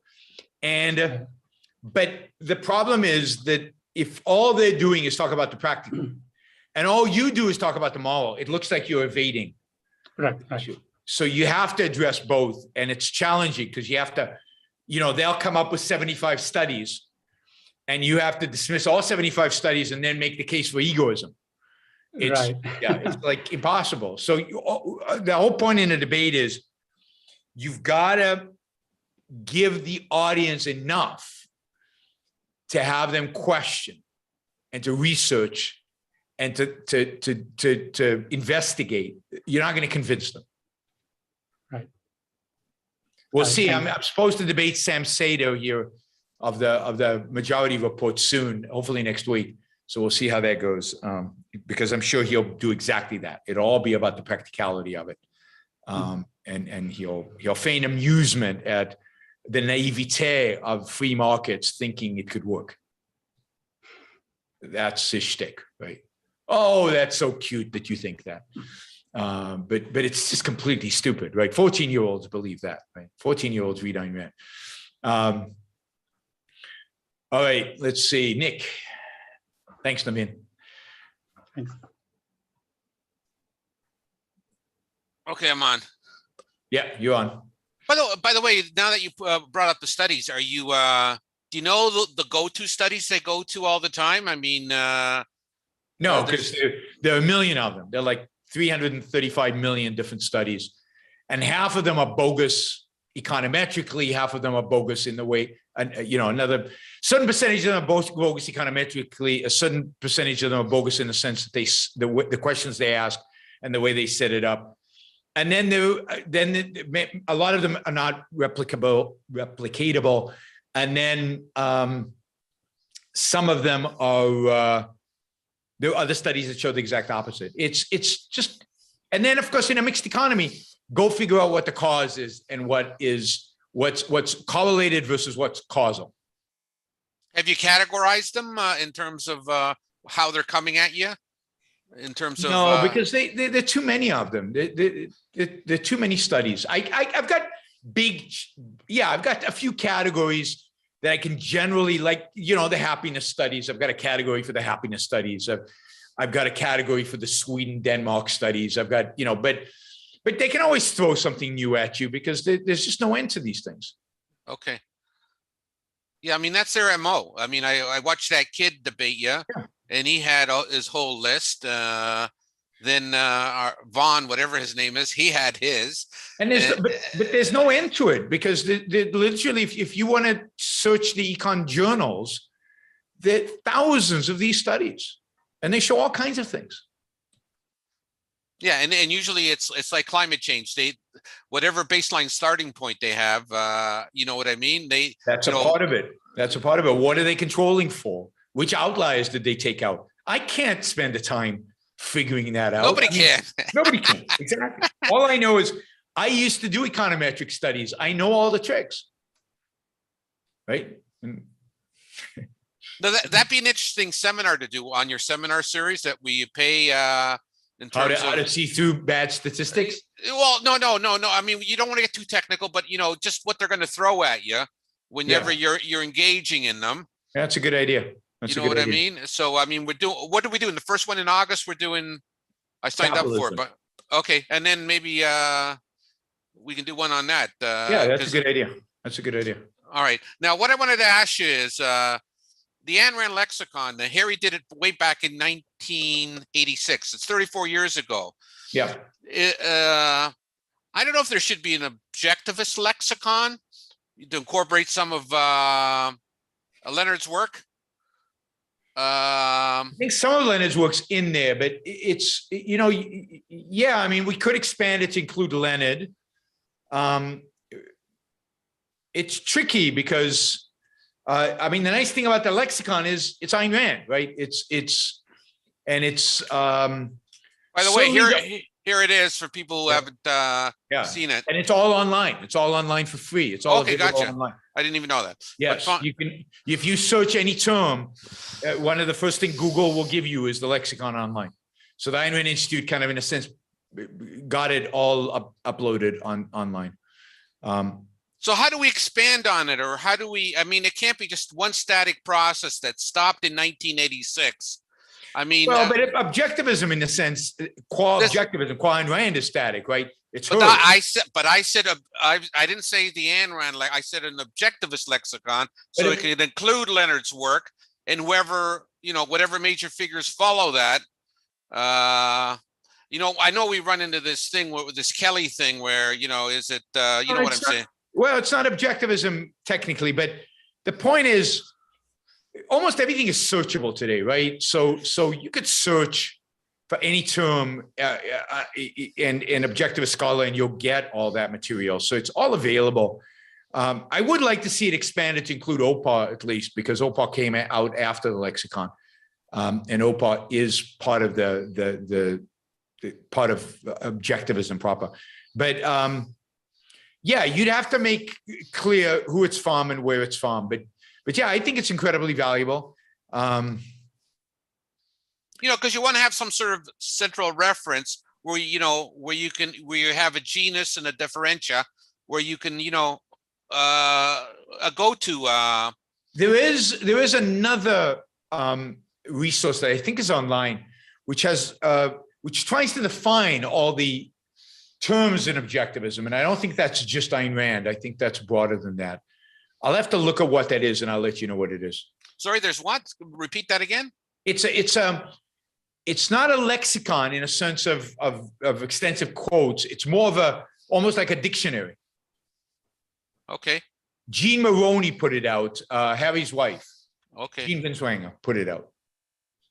Well, I'll have to figure out what it's called. What's Harry's opinion? Because I mean, he got the ball rolling in 1986. What's his opinion now? Is there a need for something? I mean, there might be a need for something additional, but he would very much not want to confuse the two, right? You want an objectivist lexicon, which is limited to Ayn Rand's work, and then you might have a lexicon of objectivist-inspired philosophers and thinkers, which would have everybody else's work. Yeah, that'd be great. You know what I mean? Yeah, somebody would have to put that together.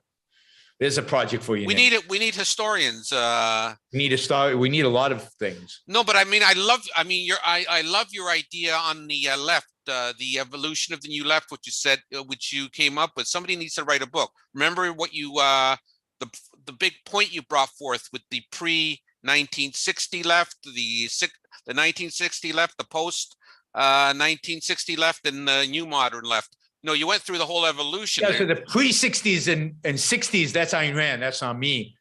Right.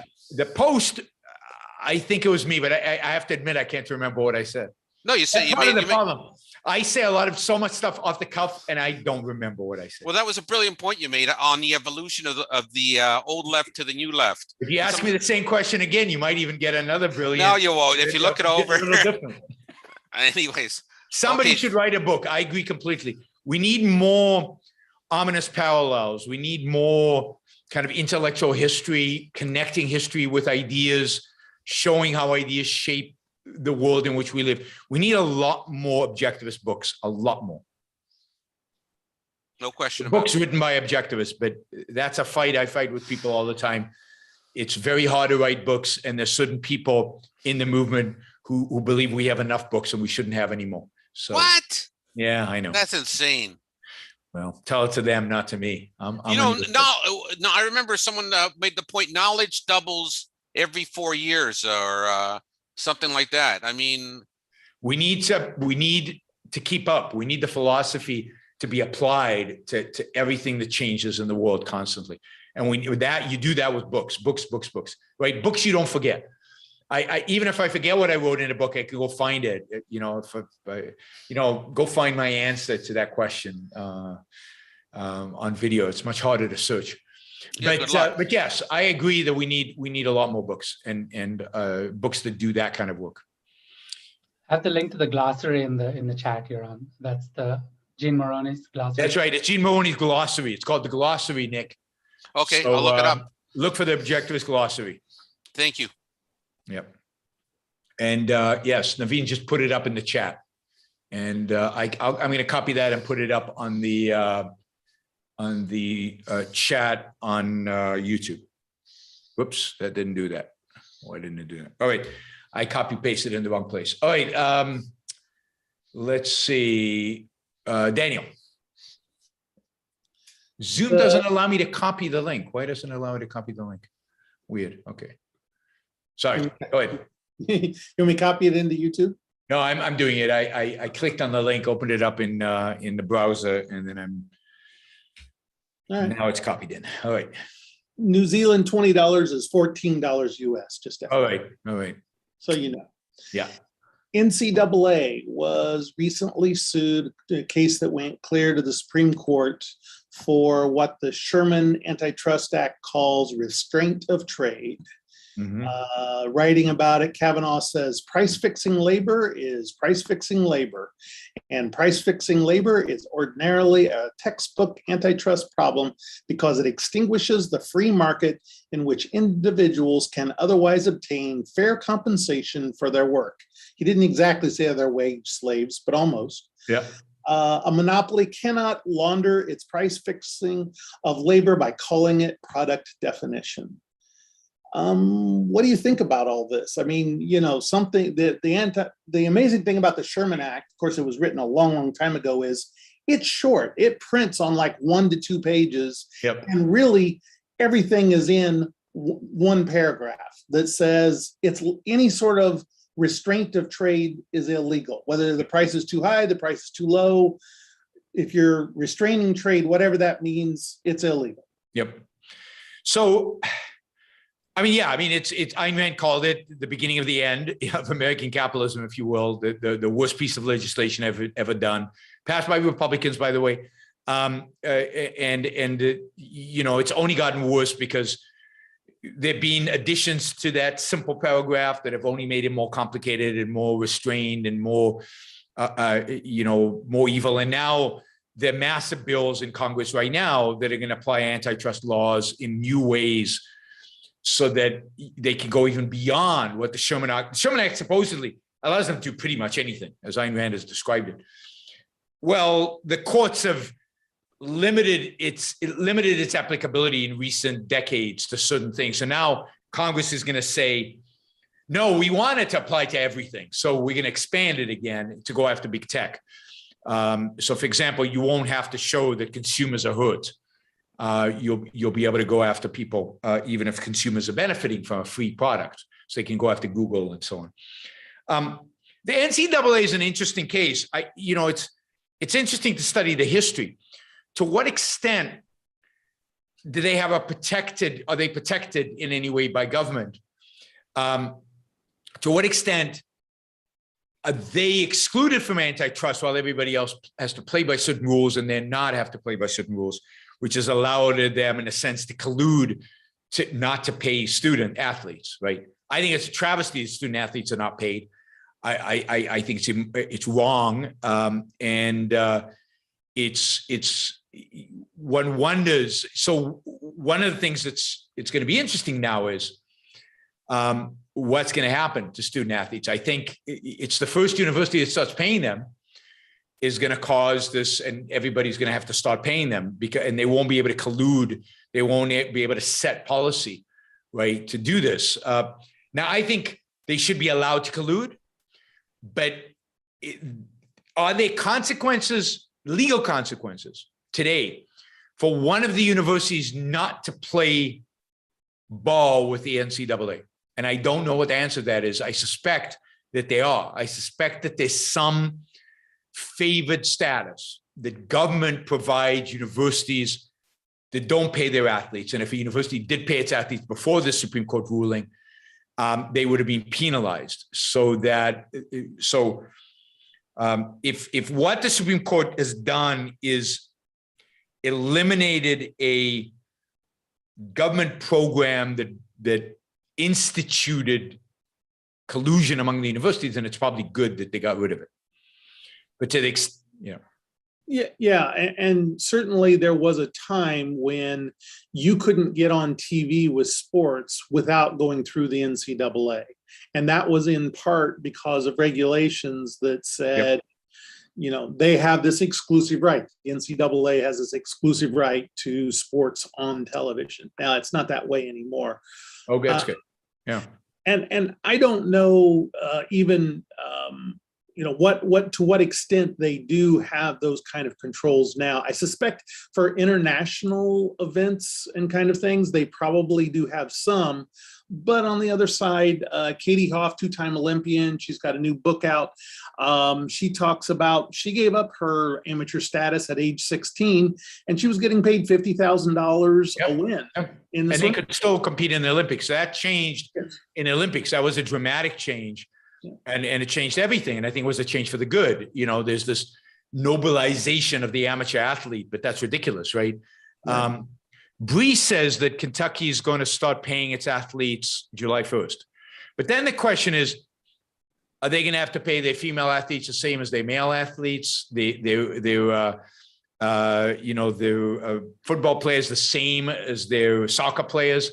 We'll see how this all evolves. It's going to be really interesting to see how this plays out. Yeah, and obviously the colleges are largely getting this from sponsors like Nike and Speedo and those. So if they start compensating the students directly, as they're not allowed to do today, then obviously they'll get around or try to get around those kind of rules. So but there's Title IX. How is Title IX going to apply to sports once athletes get paid? It's going to be a mess. But look, antitrust is a disaster, but it penalizes companies no matter what they do. It gives the regulator and the regulator completely arbitrary power about when to enforce antitrust and when not to enforce antitrust. Mostly they don't enforce it, but that gives them power over companies. And you can see it with the tech companies.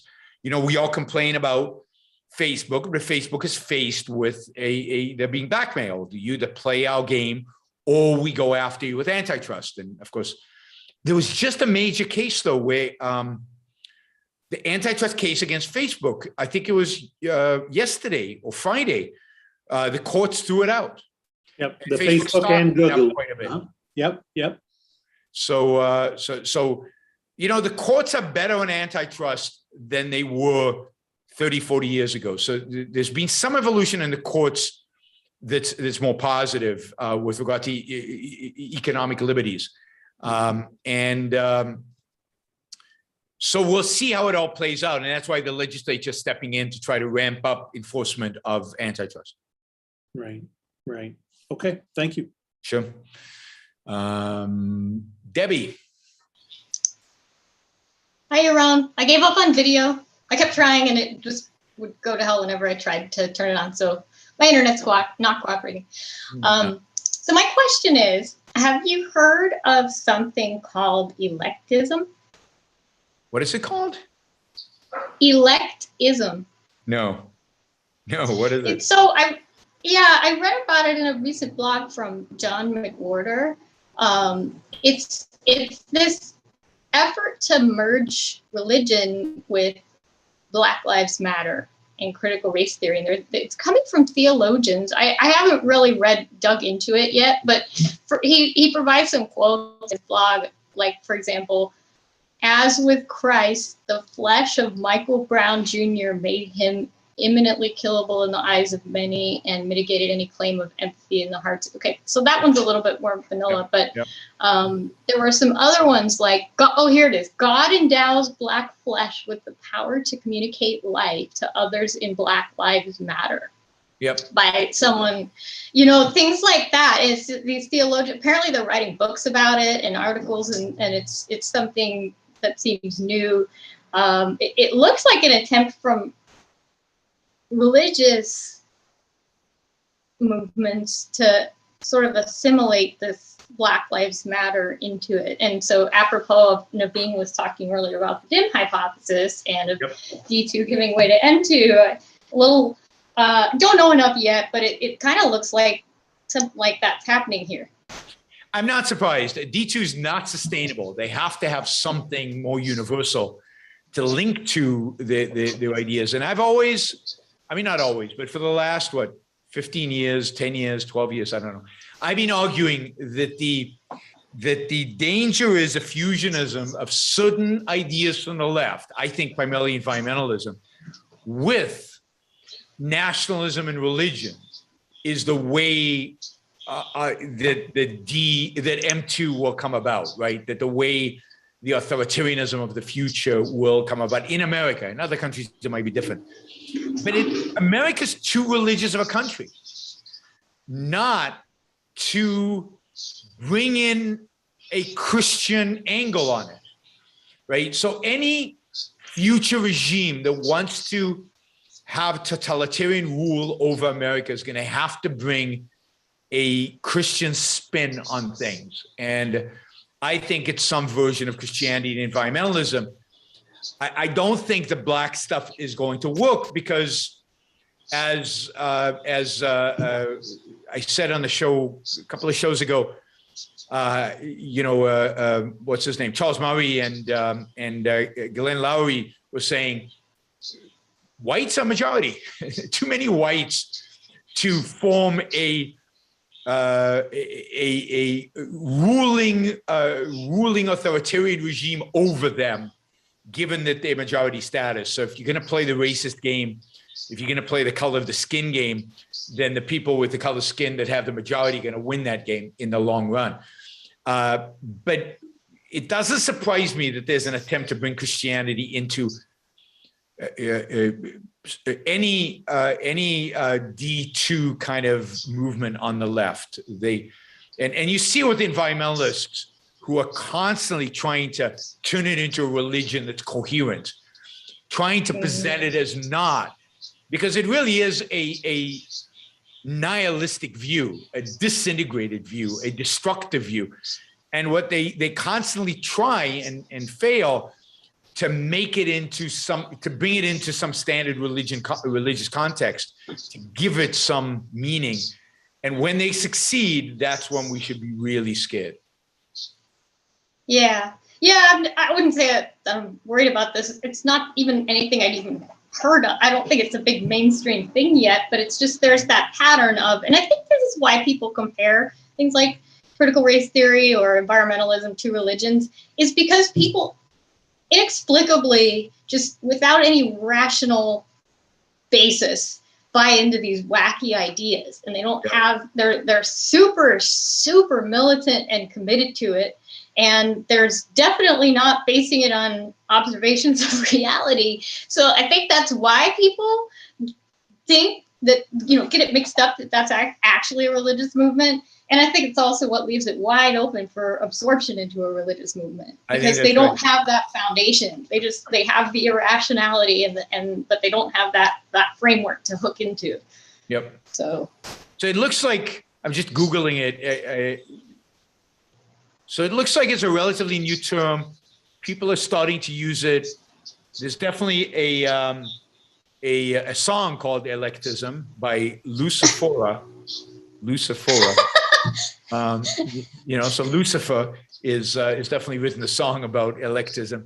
John McWhorter's reference to it is the first one that comes up. Yeah. So he's popularizing it in a sense, or the first one to really comment on it. So it's relatively new. We'll see if it goes anywhere. It'll be interesting to see. Yeah, something to keep an eye out for, maybe. Yep. All right, so 2 quick super chat questions, and then we'll call it a night. We've been going for over 2 hours. Should the citizens in the riot and looting infested cities refuse to pay their taxes? Do they have a good case to argue? Sure, they have a good case to argue, but how many of them are going to do it? If a majority, then why don't they just elect the bastards out and replace them with better people that will actually fund the police and not defund the police? So if it's a small minority, you're going to go to jail. So is it worth going to jail for it?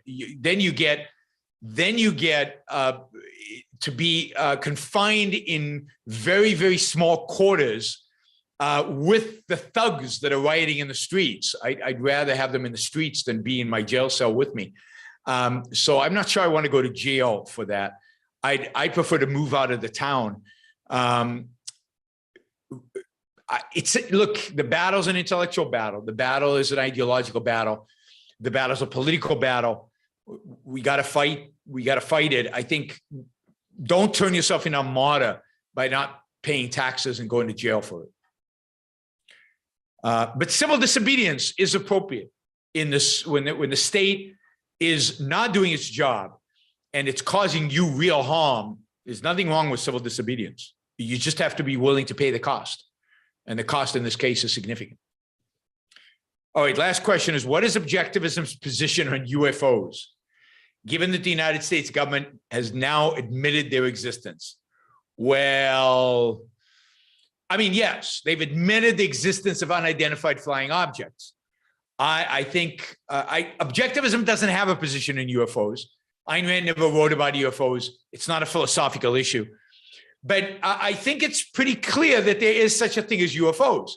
There are things flying around out there that some of us don't know what they are. Does that mean they're alien species, or does it mean that it's a bird that you just caught a weird angle on, or a new kind of drone that somebody's experimenting on and hasn't let the Air Force know about it?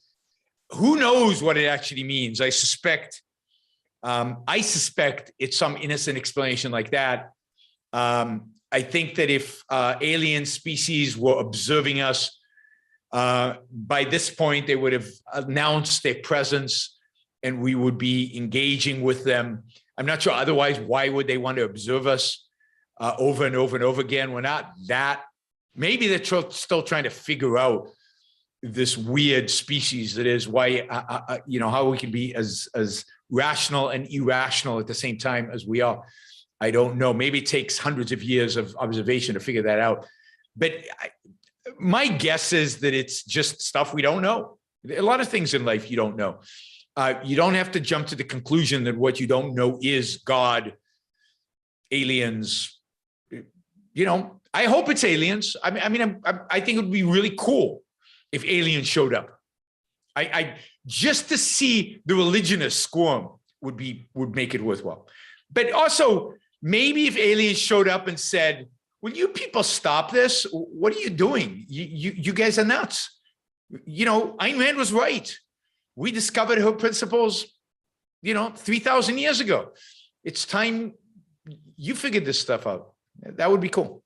And given that they've developed technology that allows them to fly faster than the speed of light so they can get here, they must have done something right. So I doubt that they would enslave us. I doubt that they would wipe us out. They would probably want to trade with us. And if we had anything to offer, and if we didn't have anything to offer, they'd probably leave us alone. Musk points out that the resolution of cameras has gone up exponentially, yes. And yet all the photos we have are still this really grainy whatever. Yeah. That is interesting. They've got photography blocking technology.